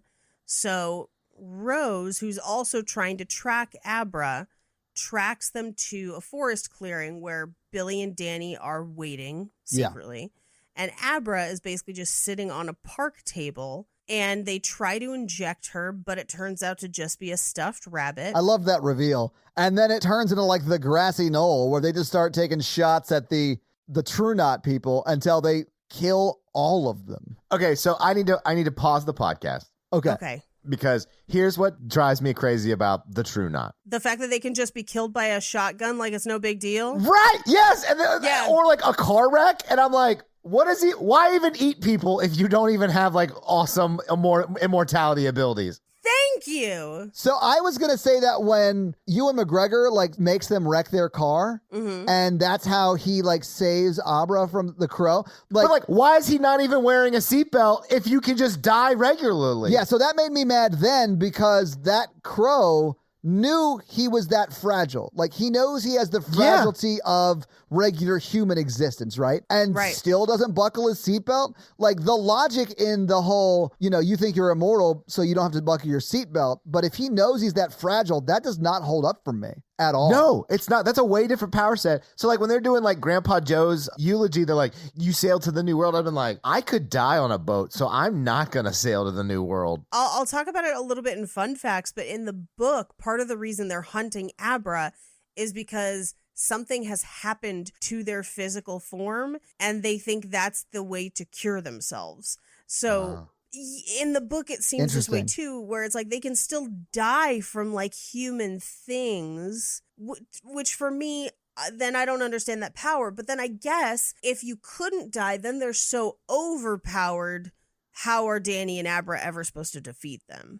Except by locking them in boxes. Well, locking them in boxes wouldn't work with them because they're not ghosts. Right. And so, like, although they try to do it to Rosie. I know, but it wasn't ever gonna work. And even in the metaphor, it doesn't work because Rosie is not a manifestation of his trauma. She's an actual corporeal thing that is trying to kill them. When it looked like he was about to lock her in a box, I got mad because I was like, well, that ruins the whole metaphor for me. It doesn't, because yes, it's not going to work, but that's his only coping. Well, yeah, that's what I'm saying. Like, when it doesn't work, I was like, okay, cool. I like this, but it would have really bothered me if they had just locked her in a box and then she lived forever at the whatever. So in this gunfight, Andy is the only one left standing. And we thought the crow was there, but he's not. We'll find out in a couple minutes where he is. Yeah. But essentially, it's just Andy. I was surprised at how strapped the True Knot were. Yeah, that's also different than the book, too. In the book, they don't have guns because they think it would draw too much attention to them. It would. And if you think about their gift, their shining gift,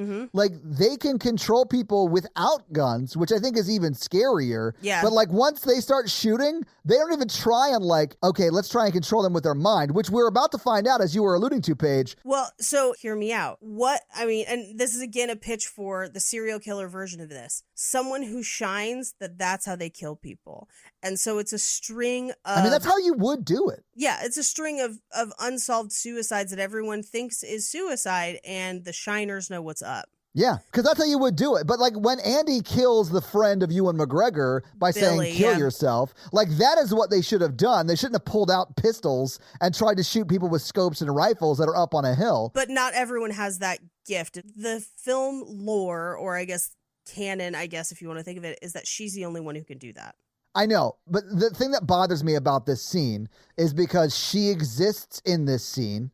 She could have just said, kill yourself, and it wouldn't have worked on Ewan McGregor, but it would have worked on his friend. So that takes out half of the gunman, and she doesn't know Ewan McGregor's up there, and it wouldn't work on him. So like the fact that they immediately go to like a drug deal gone wrong is insane. She just yells it out. She's like, shoot yourself! No, exactly. No, absolutely, Mikey. That's what you would do. But they wait until everyone's dead, and she does it sort of as an offhanded thing as she's dying, which I thought was bonkers. It made me wonder if she had to be a certain distance from you. Yeah. Because she tries to make Ewan McGregor go to sleep, and it almost works, but Abra wakes him up, and then he tells Billy not to get close to her, but Billy steps close, and then she does it. Yeah, that could be.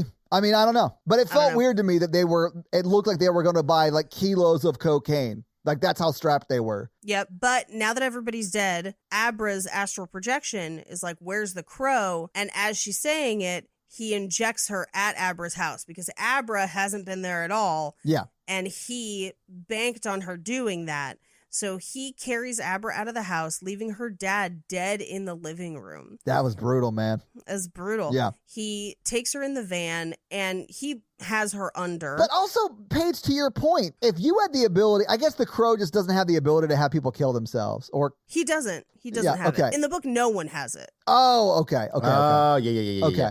Because like, it doesn't make sense that you would literally create a murder scene when you could get away scot-free and not have anyone looking for you from a police standpoint. Right. If you just have them take care of it themselves, right? In the movie, that's what they've identified Andy's power as, and they call it a pusher. Yeah. In the book, she's just a sleeper, so she can like make people go to sleep. So a pusher is like potentially a power that's out there. Sure. But it also identifies the True Knots as not being super powerful, like the underlings not being super powerful, but primarily Rosie. So I would say maybe Rosie has that ability. Sure. But we don't see it. And it probably doesn't work on people who shine, but it's definitely not something everybody else can do. At best, it's something Andy can do. Anyway, this is why the True Knot kind of like makes it all, because these talks right here. They start to just fall apart the more you kind of dig into it. Yeah, and this is why I really do like your, what if it was just a serial killer? Like if Rosie the Hat is in this movie, no one else is from a True Knot perspective, but we don't actually get to see the full Rosie the Hat until like, it would probably be this scene when she takes Abra, right? Or like she goes into their mind and she's like a scary version of herself, like a serial shit, like a Babadook kind of monster type thing. And then when you see her in real life, she's this very attractive, like Rebecca Ferguson looking person, right? And then I like that a lot. Okay, hear me out. The personification of the Overlook, and it can look like anyone. I don't hate that. That's also not at all. That's not at all what's in the book. But I mean, no, I know. I'm just like, I don't hate that, Paige. Yeah. What I think is we should change enough about the Shining series, the expanded Shining universe here, and then just write our own shit. Yeah. I'll cut this and then we'll workshop it and then we'll make millions of dollars. Yeah.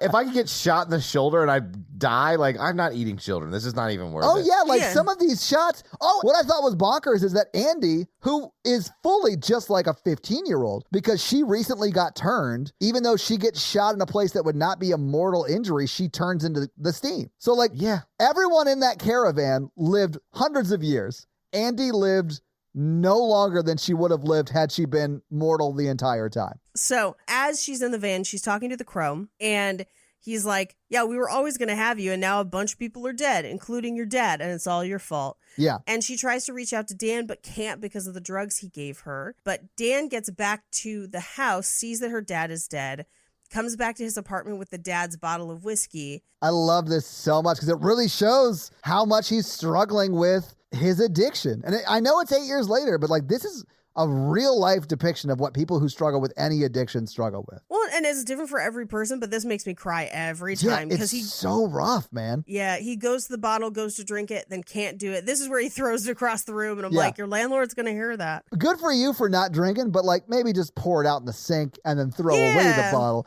But I mean, it's not as dramatic, right? That's not dramatic. Right. So this is where he realizes kind of what he's been told by both Abra and Halloran, that like his brain is like a radio. So instead of trying to call and reach out, he just listens in. Yeah. And this is how he tracks down Abra. So he astral projects into the van, and together they decide that he's going to inhabit her. He's basically going to go into her mind, see everything, get clues so he knows where she is. I really like that too. So he does astral project inside her mind, and he's like talking to Crow, and Crow's like talking back to him thinking it's Abra. Right. And then he makes it pretty clear, and he's like, oh, because they pass a city sign, and he's like, oh, that's where we are. Yeah. And he's like, wait, who am I talking to right now? Yep. And as he kind of pushes his way into Abra, he notices that he's not wearing a seatbelt, and they make the Crow crash the van. Yeah.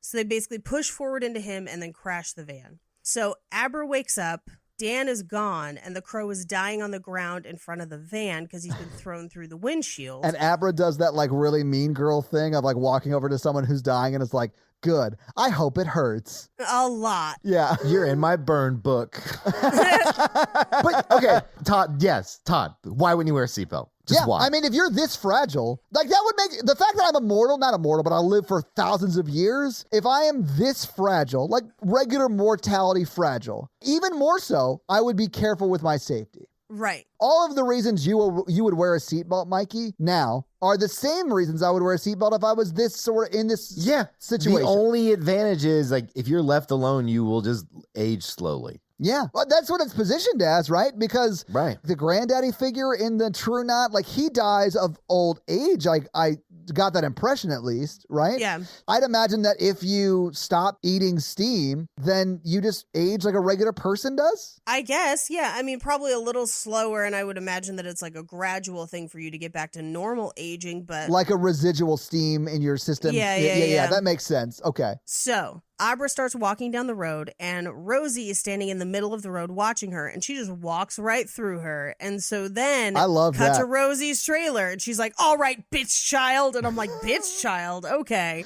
I mean, she's from a long, long time ago. Maybe that was a common phrase when she was coming up in the streets. Maybe. I think it's also one of those things where you're so angry you can't insult people, right? Right. I think Wedding Crashers does that best. You're like, trailer trash. Yeah, shut your face. Your face, and you're just like, what did I just say? Yeah. I think what really like triggered Rosie is that Abra was not at all scared of her when she astral projects in front of her, and Abra just walks through her. She's like, whatever, you're not even here. I don't care. Yeah. Oh, I know what kills you, emotional vampires. No seatbelts. So Rose inhales all the steam from all the remaining canisters to be like super powerful, and her hand heals. Meanwhile, Dan arrives at a motel and finds Abra sitting alone by the staircase. So he basically tracked her down, found her. Yeah. Together, they drive. She falls asleep. And when she wakes up, she's like, where are we? Ohio. Where are we going? Colorado. Yeah. And he basically is like, we have to go to the Overlook. And she's like, why? And he says, because if it's dangerous for us, it's probably also dangerous for her, and maybe we could trap her there. I do sort of like how he doesn't know, and they make it clear, like, he's like, this is sort of a gamble. I don't know, but I figure if it's bad for us, it's bad for them. We're going to try and trap them there with this. I like that. Right. So Abra's mom calls. She says, I love you. And then she dumps the phone like it's a James Bond movie. Just like. Yeah, literally drops it out the window. She's like, yep. Try and track me now, Mom. So they stop and get gas at the same gas station that Halloran stopped at in The Shining. Yeah. Before he took the snowcat up. And they drive up the mountain. And this is where we get the Shining score comes in again. We have the helicopter shot. I love this. At night. They get to the Overlook. And he basically tells Abra to stay in the car because he has to go wake it up. So he takes a crowbar and opens the door and drops it as he enters. He looks around the hotel and everything seems kind of dead until he walks below the chandelier and it turns on by itself. Yeah. And it's very clear, like, The Overlook does wake up as he starts to walk around it. Like, he does bring it back to life. I love this part. It sort of made me sad that when you said that this is not in the book. Yeah. No, I actually like this part too. Yeah. I thought it was very, very cool. And the scenes that we get here are like more directly him impacting the trauma he experienced from his dad, which is the other parts where he's dealing with his addiction are different. And I really liked this part of it. Yes, and I agree, and that's why I think I'm here for a showdown at the Overlook, 100%. Yeah, right? But that complicates the inclusion of the True Knots. Does that make sense? Because then they're like the one part that's not really part of his metaphor. They are. Yeah. They are not a part of his metaphor because they actually exist in a corporeal sense, which is why I think the serial killer narrative that you're pitching, Yeah. I'm on board for that. Because at this point, it's just Rosie. It is that. Yeah. You know, it's just getting to it just being Rosie and just being Dan and Abra. Right. You can cut all that down. Right. And I don't think you hurt the spirit of the movie by doing so. Right. Now, I will say that this ending, the showdown at the Overlook, only works as a sequel to the movie, not to the book. Well, because the Overlook is exploded in the book. It's destroyed. Yeah. Mm-hmm. The first thing he does is go to the boiler room and turn on the boiler and turn the breakers on. And again, this is a nod to the Stanley Hotel, but also a nod to the end that Jack gets in the book version of The Shining. Yeah. So as he goes through, we see the hallway where the twins were, but the twins aren't there. We see the hallway to their apartment where they lived, the door that Jack chopped through. We see that it still says Red Rum. I really respect the recreation of these sets. Oh, yeah. The attention to detail is amazing. It looks like the one from The Shining, which there's no way those sets still exist, right? Right. I say as a question because I'm not sure, and I think you might have a fun fact, but There are some pieces that still do, okay. But not large scale. So he walks up to the bar in the Golden Ballroom, and there's a single glass already sitting there. And he takes a seat just like his father did in The Shining and has a conversation with a man who identifies himself as Lloyd the bartender, but very clearly is a representation of his father. And they have a very kind of tough conversation. This makes me cry every time too. Yeah, this was rough. Because his dad, aka Lloyd, is pouring him Jack Daniels, which we reveal is Jack's drink. Yeah. Not Danny's drink. And he's trying to give him advice to like stay out of it. Basically stay out of Abra's problems. But Danny just starts telling him what happened after he died. So, like, Mom and I went to Florida. We never wanted to see snow. Yeah. I was 20 when she died. And back then, with The Shining, I used to see flies circling people's faces, and I couldn't even see her face in the last couple days. And this manifestation of his father doesn't want to hear about it. Doesn't care. He's very much like, I'm not him, man. I'm just the bartender here. Right. But then he launches into... Now, it is very similar to Grady. Yes. From the first film, who is like, I'm not the caretaker. I wasn't the guy who did that. Yeah. And so I think that it also might be a kind of a nod to that.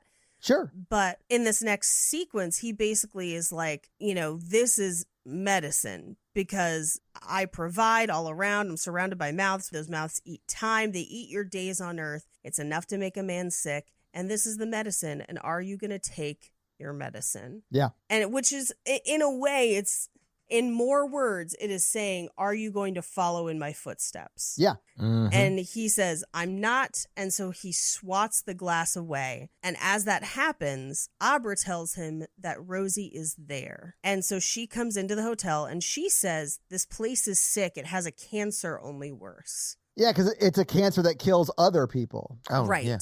So they grab the axe from behind glass and they go into the main kind of central room where Jack used to write. Which, is that the axe that killed Halloran in the first movie? Yes. Because I felt like, I mean, maybe don't grab the same axe. I'm of the opposite. Do grab the same axe. Make that death mean some shit. Yeah, okay. I bet Halloran was like, oh, too soon. Too soon. So Rosie comes into the Overlook and she's just like feeling vibes and shit. She's seeing the elevator. She's seeing the blood. She's walking through the room where Jack used to write, and she sees Danny and Abra waiting with an axe. On the steps of that room. On the steps of that room. I love this so much. The same steps where he came after his wife with an axe in the first movie. Yeah. So Danny turns to Abra and says, when this starts, run. And Rosie is like, Yeah, run, and then I'll find you, and then I'm just going to eat you until you eventually die. And Danny says, you should be afraid because you don't know where you're standing. Yeah. And then she realizes, like, oh, you're the one who killed my whole crew. So they both get in her head and put her in the maze. So she's following Abra running through the maze, and she thinks it's Abra's head. And Abra kind of stabs her a couple times in the maze. I thought that was funny. Abra keeps running up from behind her, shivving her in the back of the leg. I was like, This is like, what is happening right now? It's cool. Yeah. So as she's chasing her, she eventually stops her and is choking her and realizes this isn't Abra's mind at all. Right. It's Danny's mind. So she blows him out and is like, how the hell did we miss you? You and I should have met years ago. And she basically says that your steam gets less potent as you get older, but yours is still very potent if you can do what I just saw. Yeah. And like Abra runs, but she offers to let him become a true knot. Yeah, well, she needs to rebuild her ranks. Yep. Yeah. And he says no, but she also at this point reveals that she's not the last, just the prettiest. So there are other. Yeah. Which makes sense, I guess. Like, they might be the only, for lack of a better term, caravan in North America, like that operate inside North America, but it would make sense that they're in other countries as well, right? Sort of like vampires. Yeah, exactly. Yeah. She nicks his femoral artery. Yeah. With the axe. He swings it at her and she kind of reverses it on him. Oh, and she like throws him down the stairs from his leg. Well, and she sticks like her finger in it, and so she's extracting steam as he's bleeding out. Oh yeah, because it hurts and he's in pain, right? Just like the steam boy from earlier. Right. Yeah. And she's getting in his head and seeing all the people at the Overlook, and she says, "You're not alone in there. What are you hiding?" And she finds the boxes. Yeah. And she says, "Oh, you've got something special in here." And he says, "They're not special." I loved this line, Paige. "They're not special. They're starving." He opens all the boxes. And they are all over her. Well, and they're like sticking their fingers under the skin of her face. Yeah. Oof. This was such a cool shot, though. But this does sort of break my heart because, like we talked about earlier, like it also sort of goes and like they go after him. Yeah, they go out. They try and eat him, too. Yeah. Meanwhile, Abra's in the hallway and she sees the twins because now everybody's back. Oh, yeah. And she turns and sees Danny walking down the hallway with an axe, almost exactly like his father. Well, and his eyes are like the milky, like when someone is possessed, I don't know if it's possessed, whatever that is that makes him go after Abra. Like that's what's going on. Right, exactly. So she runs into the main room. I mean, he has become his father from the first one. Yes. Which I think that's like a really poignant sort of metaphor. Yeah. If you give into sort of your trauma and stuff, you sort of repeat that cycle that probably caused you to have the trauma that you have. Like, I feel like there's a lot of stuff to unpack there. And it like, a lot of this like really affected me. In the biz, it's like, if you don't deal with it, it'll deal with you. Yeah. So first off, I demand that you refer to mental health from now on as in the biz. That's my favorite. But I mean, honestly, you're absolutely right. And I'm sure you deal with it a lot more than I do. But like with my dad passing away in 2017, I realized that like a lot of the mistakes that I made in my life, he made in his life, which is why I feel like he's the one that got me to go to therapy. Like he literally came over one night and he was like, you have to go to therapy. You have to like address these issues because they're going to destroy your life. So I feel like he did sort of overcome, and he had a really bad like alcoholic father. Like I never met my granddad on his side, his dad, because he drank himself to death. So like I do feel like my dad sort of lived through that and like addressed it after my brother died, because he didn't go to therapy until after my brother died. And like the kind of person he was when I was a kid to like where he was at the end of his life are two completely different people. And I feel like I benefited both from my dad having a really bad dad, like him having a bad father and made him a better father, I think. But largely because he eventually went to therapy. Because when I was a young kid, he was not a great dad and he was not a great husband.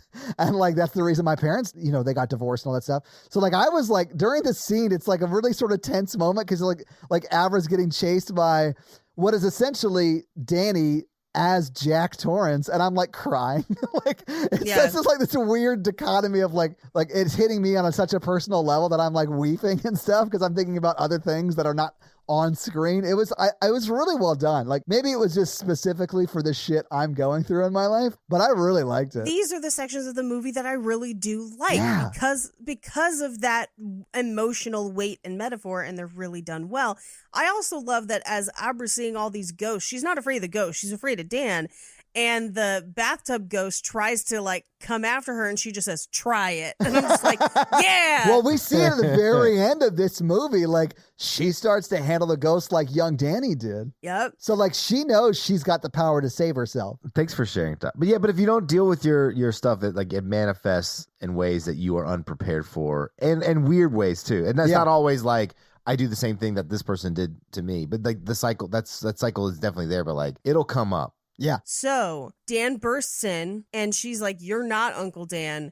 You're the hotel, but he's still in there." And she basically says, "You don't know where you're standing. You're in the body of Dan Torrance and you don't know him. And I know that the first place he went was the boiler room." Yeah. And so he goes to swing at her. She stops it and puts her hand on him and is able to kind of bring Danny out. Yeah. And he basically is like, "Fucking run. This place is going to explode."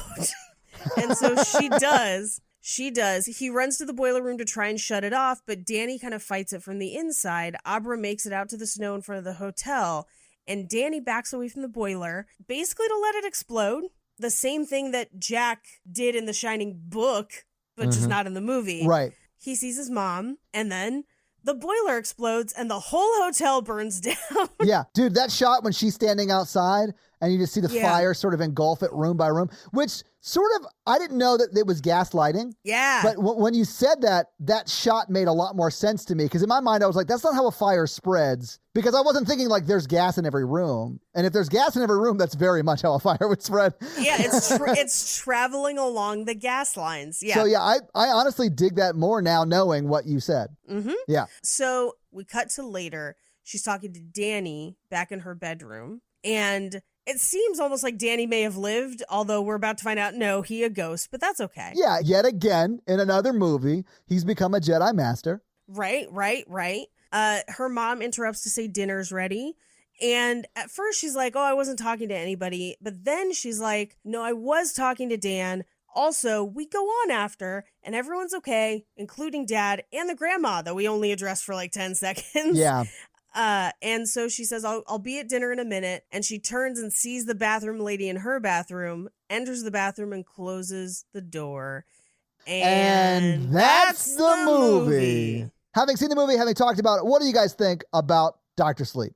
I mean, I can't hold this against Mike Flanagan. I still don't like the True Knots. But here's the thing. Every non-True Knot part of this film is great. And so effective that I cry through. I've seen this film multiple times. I cry through it every time. Yeah. Through huge sections of this movie, just like constant sobbing. And so I do think it is really well done. I love the showdown at the Overlook. I know it's problematic and it kind of falls apart plot-wise and, whatever. But as a fan of Kubrick's Shining, I do like seeing it kind of revived. I definitely liked it more this time around. It had been a while since I saw it, and I think I remembered more True Knot stuff. And then in watching it this time, I was like, okay, it's not as much as I remember. I still don't like that, but like, whatever. But yeah, I mean, I definitely, if you're a horror virgin or a Shining fan, it's worth a watch. Oh, and I think, and we'll talk about this with Scary Scale, like I think as a horror virgin, you could definitely watch this. Yeah. The only thing that was difficult for me from like that sort of perspective, and I still don't think it's necessarily horror because you see stuff like this in like psychological thrillers, is the Steam Boy scene. The baseball boy scene, right? Yeah. That's the scariest part, I think, to me. But you'll still get scenes like that in like Mindhunter, which I don't necessarily think is like horror, but it definitely is like a thriller. The scariest part for me is the mom and the toddler. Yeah, that was pretty rough. Yeah, that's fair. That's a little more horror because they are ghosts. I'll say this. I know you have problems with the True Knots. It didn't bother me. Because I just don't care that much. Like, I see that as like, the movie needs a villain. This is an interesting sort of vampiric kind of villain. Whatever, that's fine. Because for me, the emotional weight of the story was so good, probably just because I've had the issues that I've had in my life, that's all I was focusing on. And anytime like a True Knot member was on the screen, I was like, all right, whatever moves the story forward.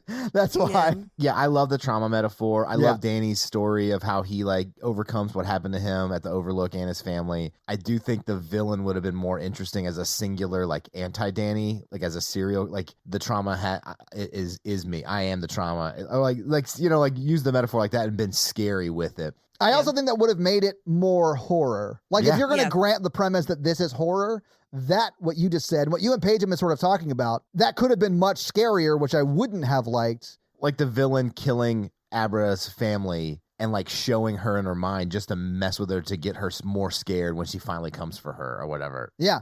I really do feel like there's some cool stuff they could have done with the kind of powers the Knots have, or really anyone who shines has. They could have incorporated those powers into the torture that they do to extract more steam, and there wasn't any of that. But I don't know. Ultimately, I think I really liked this movie. You're going to vehemently disagree with me on this page, but that's okay. I like this more than The Shining. I mean, I strongly disagree. That's fair. I knew you would. But also, I saw The Shining first, so I'm going to be predisposed anyway. I've seen The Shining too, obviously, but I didn't see it till later in life. I wonder if that's it. I wonder if it's like a nostalgic thing for you. No, because I rewatch it pretty frequently, and it right. it holds the fuck up. Now, granted, I know there are a lot of people that don't like it. I do understand it is very different from the book. For me, they kind of exist in separate. Yeah. Like, I know they are still the same story, but they kind of exist separately.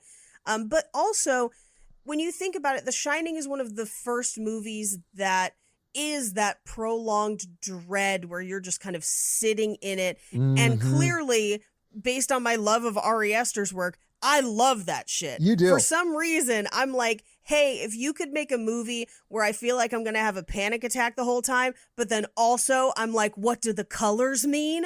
I'm here for it. And that's 100% that is what The Shining is. So like, it gets to a very detail-oriented nerd part of me. So I understand that it's not for everybody.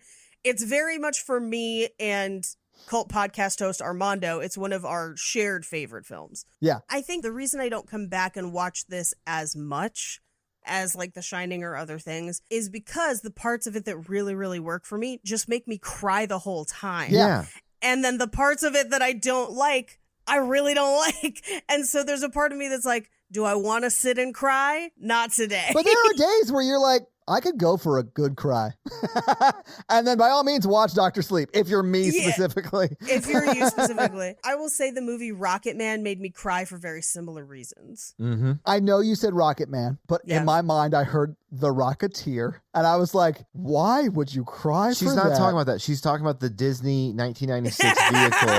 I was going to say the same thing.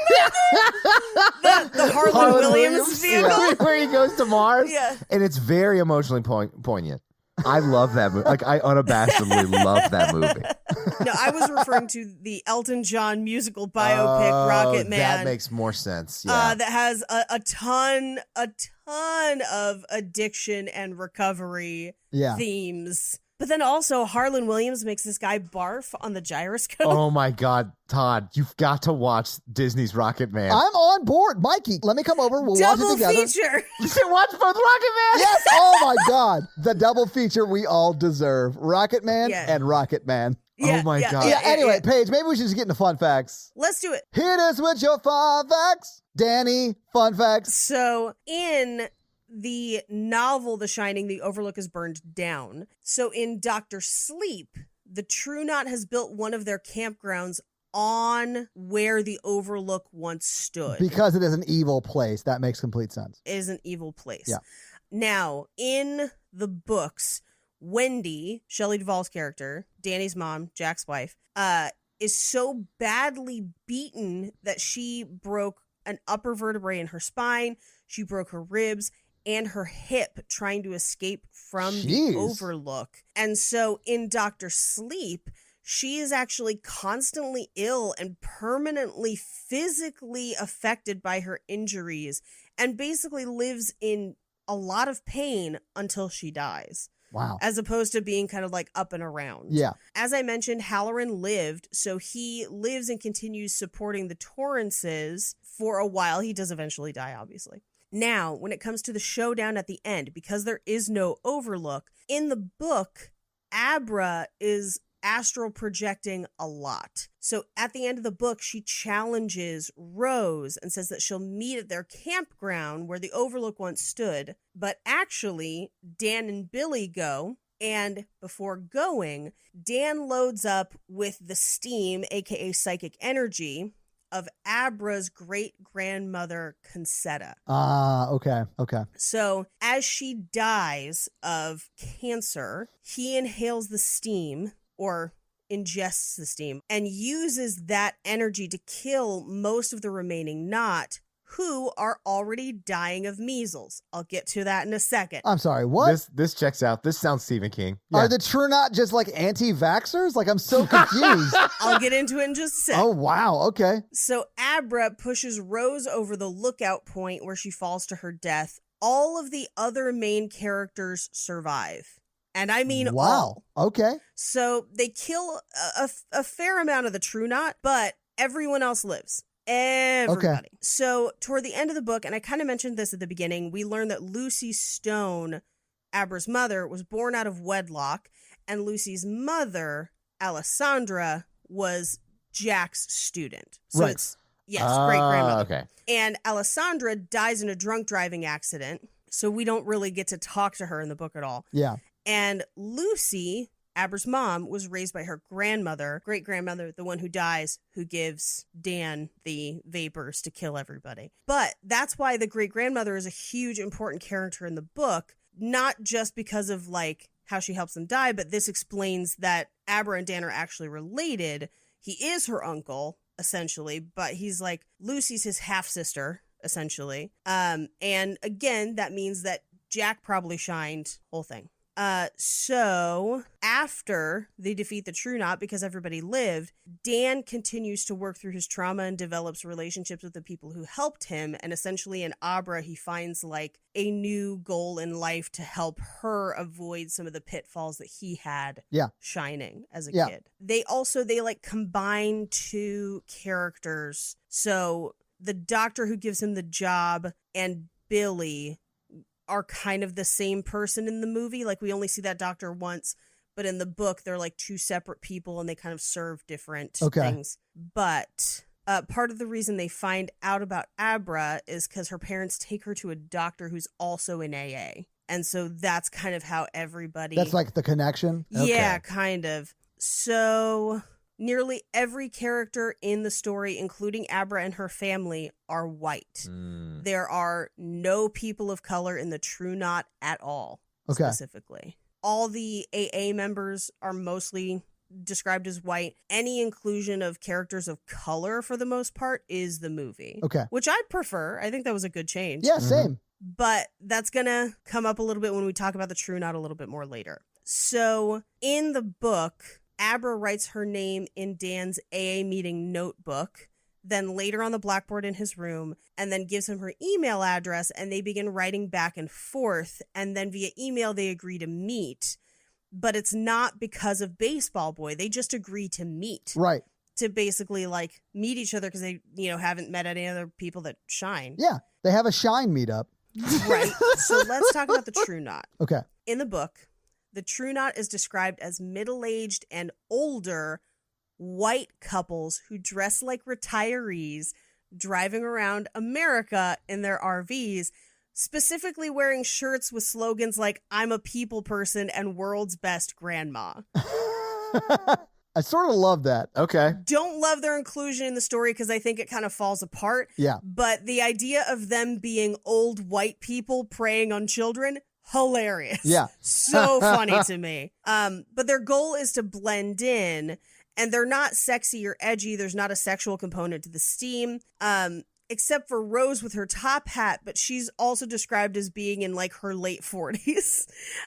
So they're not like young or good looking. They don't have guns. They also have varying levels of psychic powers, but it's kind of a darker kind of shine than Dan and Abra. So like it's not necessarily as X-Men as much as it's everyone kind of has similar shining powers. Because even like Rose's powers are similar to Dan and Abra. Yeah. It's kind of like that. So everyone has the same powers. Right. They just have it to different or various levels of power. For the most part. Yeah. And then there's a handful of people that have other skills like Andy. And that's the only time they ever invite people into the group is if they have a new skill. But they don't often find people with new skills. So Andy in the book is 32 and has been abused for her whole life by her father. She has a rattlesnake tattoo. That's why they call her Snakebite. But her only power is to put people to sleep with her words. And then she cuts V's into their faces. So they needed a new sleeper, as she calls it. But after joining, she ends up in a relationship with another member of the Knot named Sari. That's the other thing, too. They don't really explore it in this movie except for making out around the steam. The Knot, there's like a bunch of different relationships within them. So Rose is the leader because of her powers, and she makes decisions for everyone. And while the rest have special abilities, or at least they all shine, Crow Daddy does not have special abilities. Huh. Yeah, one of the big reasons she keeps him around is because he's in love with her and he'll do whatever she asks.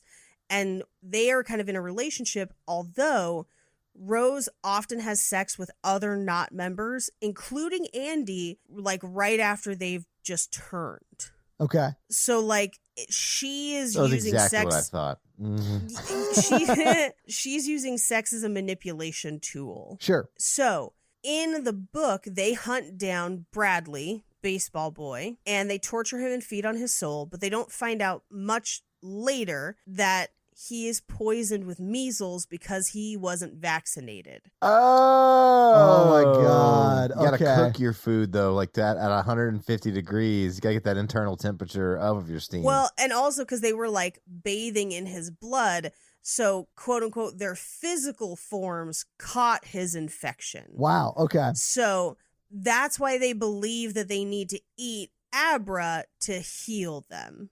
Because she's been vaccinated, I guess? No, because she's so powerful. Oh, okay. and vaccinated. Yeah. And vaccinated. They would like override it. But also, so in the movie, they just kind of breathe in the steam. But in the book, they have like a curved tusk that emerges from their mouths to feed. Oh, wild. Okay. That actually would have been horror. Yeah, I mean, it would have been fucking freaky for sure. I think they probably didn't Yeah. know how to do it on screen without it being fucking weird. Sure. But those are, I'm going to call that our fun facts because that was a lot.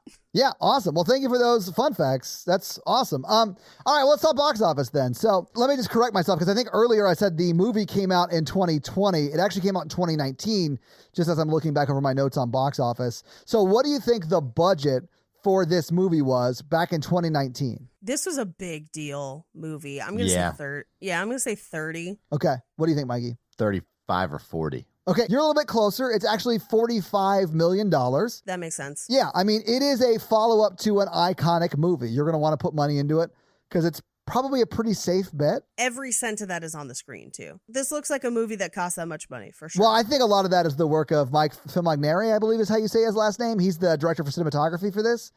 He's done a lot of stuff with Flanagan, and all of his stuff is amazing. Anyway, so this movie came out November 8th, 2019, and it was number 2 in the box office when it came out. It was beat by Midway, and then, of course, it was number 2.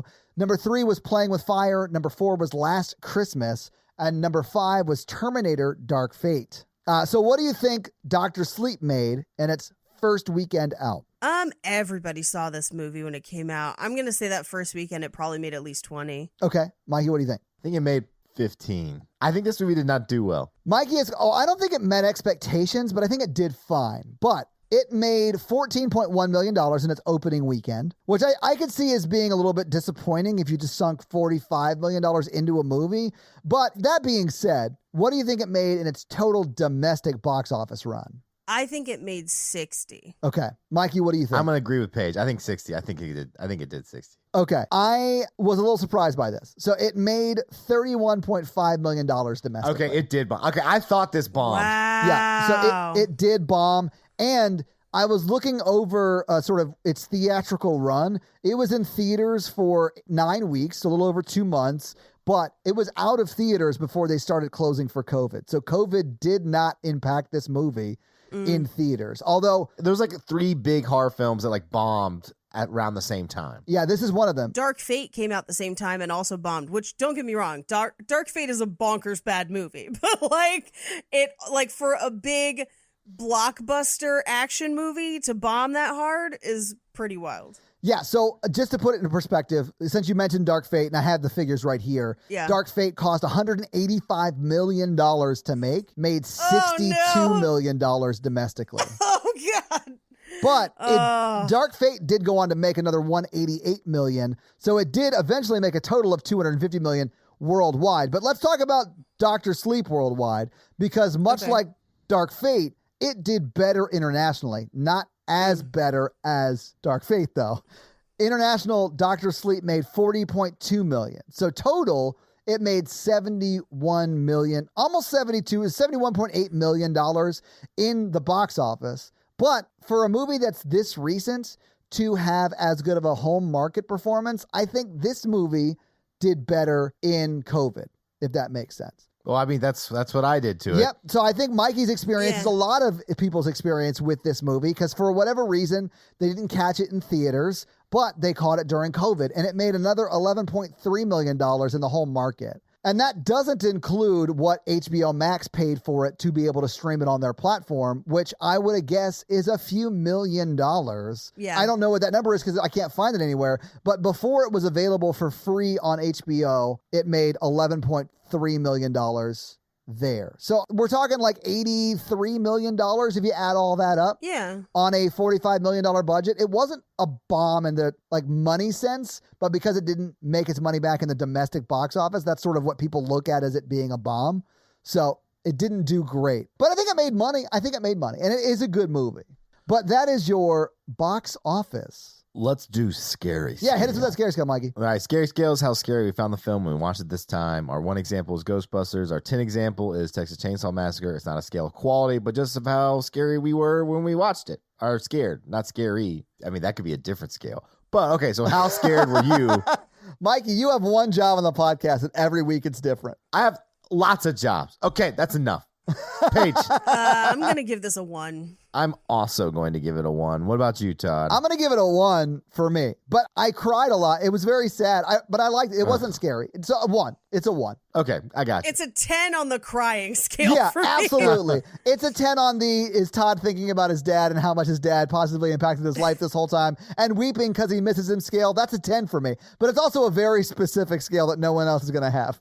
We don't do that scale. Well, that's not a scale that we put on the podcast. No, it's not. It's not mass marketable, is what they said. So that is your scary scale. So, Mikey, do you have a review for us to read? Well, while you're looking up a review, let me tell them how they can have their review read on the podcast, and that is simply to leave us a 5-star text review, and Mikey will read it. So, Mikey, who's you going to read this week? I'm going to read Team Marie B. All right. What does Team Marie B have to say? I like the pun in the title. That's why I chose it. Good horrible fun. Oh, wow. I love it. I love it already. They went for it. This podcast is my new go-to. I was once a horror virgin like Todd, and now I consider myself to be more of a horror, not connoisseur, but whatever is like right before that. Is that the way? Did he even say the word like? I love it. That's amazing. I love the trio's banter. I love hearing about what's scary for each of them. And I love that there are episodes that blend very serious topics, both in the movies and their own lives. Oh, man, this is definitely one of those. This podcast has helped me revisit old favorite movies and new horror movies, and I now love. Thank you all for this wonderful show, and Mikey, keep writing jokes. It's one of my favorite parts of any show. Honestly, any show. Mikey, same. I completely agree with that. Any podcast ever, your Mikey wrote this joke bit is my favorite. That's it. 5 stars. Well, thank you so much, Team Marie B, for that awesome 5-star review. We really appreciate it. Oh, wait, you know what we didn't do, guys? So this week, you guys made me watch Dr. Sleep. What are you making me watch next week? Next week, we're going to be doing Night of the Living Dead because it's zombie month. Yeah. Oh, shit, we're doing zombie month? It's a genre we have not really gone into a lot.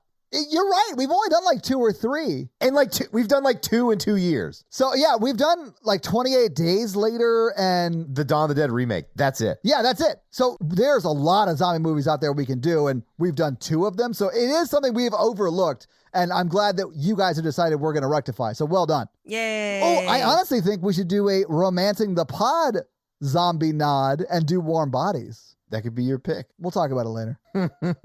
Or Shaun of the Dead. So guys, your homework for next week is to watch, what movie was it, Mikey? The original Night of the Living Dead, like the 60s version. So guys, if you like this show but want to hear this power throuple on another movie review show about romance and romantic comedies, check out Romancing the Pod, where Mikey, Paige, and I break down and make fun of romantic movies. It's a lot of fun, guys. Check it out. If you want to follow us on social, please do. We are at Horror Virgin or online at horrorvirgin.com. If you want to follow us all individually, you can do that as well. Paige is at Paige Wesley on Twitter, or Rampage Wesley everywhere else, including TikTok. Mikey is at mrandolph24, and I am at Todd J. Awesome. If you like the show so much and you want to help financially support it, please do by going to patreon.com/horrorvirgin, where you can get a lot of great levels and a lot of great stuff like bonus episodes, director's cut episodes where they're a little bit longer and you get them actually a day earlier than the regular feed drop. We do a lot of great things like listener requests and stuff like that. So guys, check out the Patreon and help support the show. If you can't financially support the show, that's understandable. That's fine. But if you want to hang out with us on the daily, join the Facebook group at facebook.com/group/horrorvirgin. We also link it like once a week, so just find it there and join the awesome Facebook group. And literally, we're in there talking every day. It's awesome. And if you want to check out our Twitch stream, we're at twitch.tv/ToddAwesome, where we will be playing horror video games. So if you have always wondered what it would be like to watch me get scared, you can now do that on Twitch while I play these horror games. It's twitch.tv/ToddAwesome, guys. Check it out. It's a lot of fun for you. Not a lot of fun for me. This episode was brought to you by Nick B. Nick B, fun fact. Oh, yeah? He likes his tea to be extra steamy when he gets served his tea over there, but he breathes in the steam from the tea very sexually. It's very strange to witness. Yeah. Well, Nick T. Well, Nick T, however you feel like you want to drink your tea, have at it. This episode also brought to you by Ori. So Ori is amazing. So I was just at my local ashram recently, and I saw a flyer that said, if you want to learn how to astral project, come to this class. And Ori was teaching people how to astral project. I don't know why I thought that would be taking place at an ashram. That's where my mom taught yoga, and I just feel like astral projection and yoga are somewhat related. I don't know. It made sense to me. I don't know. Good for yogis. Also, guys, check out ashrams. They're always beautiful, and the Sikhs really know how to do yoga, man, and they're awesome. I love Sikhs. I want to do a yoga class at a Subway, and then I'd be like, it's hoagies with yogis. Oh, hell yeah, Mikey. But do it at a firehouse because they're better. Well, yeah, but... This episode also brought to you by Brandon's Bug Business, and Brandon's Bug Business is actually called Bug Cage Company on Facebook. So if you have any needs for like spiders, scorpions, centipede, millipedes, they're like small 100-leg animals that bring you Miller Lite, or any other pede that you might need, check out Bug Cage Company on Facebook and have Brandon ship you some bugs. This episode also brought to you by... the letter Jeff, and Jeff wants you to check out his podcast, Kissing Jessica Jones, where each week they break down an episode of the Jessica Jones series, but they've also, since they finished that series, moved on to Agent Carter. So guys, check out Kissing Jessica Jones, where they break down, it seems like there's going to move to other female-centric Marvel TV properties, which is cool. Eventually, at some point, they're going to get to WandaVision. I guess. Yeah, that'd be cool. Sure. Do WandaVision. Anyway, this episode also brought to you by Taco Cat. And Taco Cat wants you to check out his podcast, What Jack Torrance is Shaking At You Drink-Wise. It's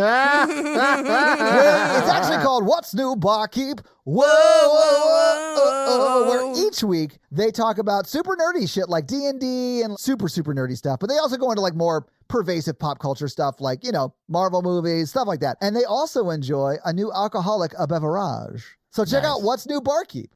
This episode also brought to you by Awesome Possum Blossom. And Awesome Possum Blossom wants me to give you some awesome possum facts. So here's one for you. Possums are not found around mountain hotels because all of them are evil and possums can sense it. Ooh. Yeah. Ooh.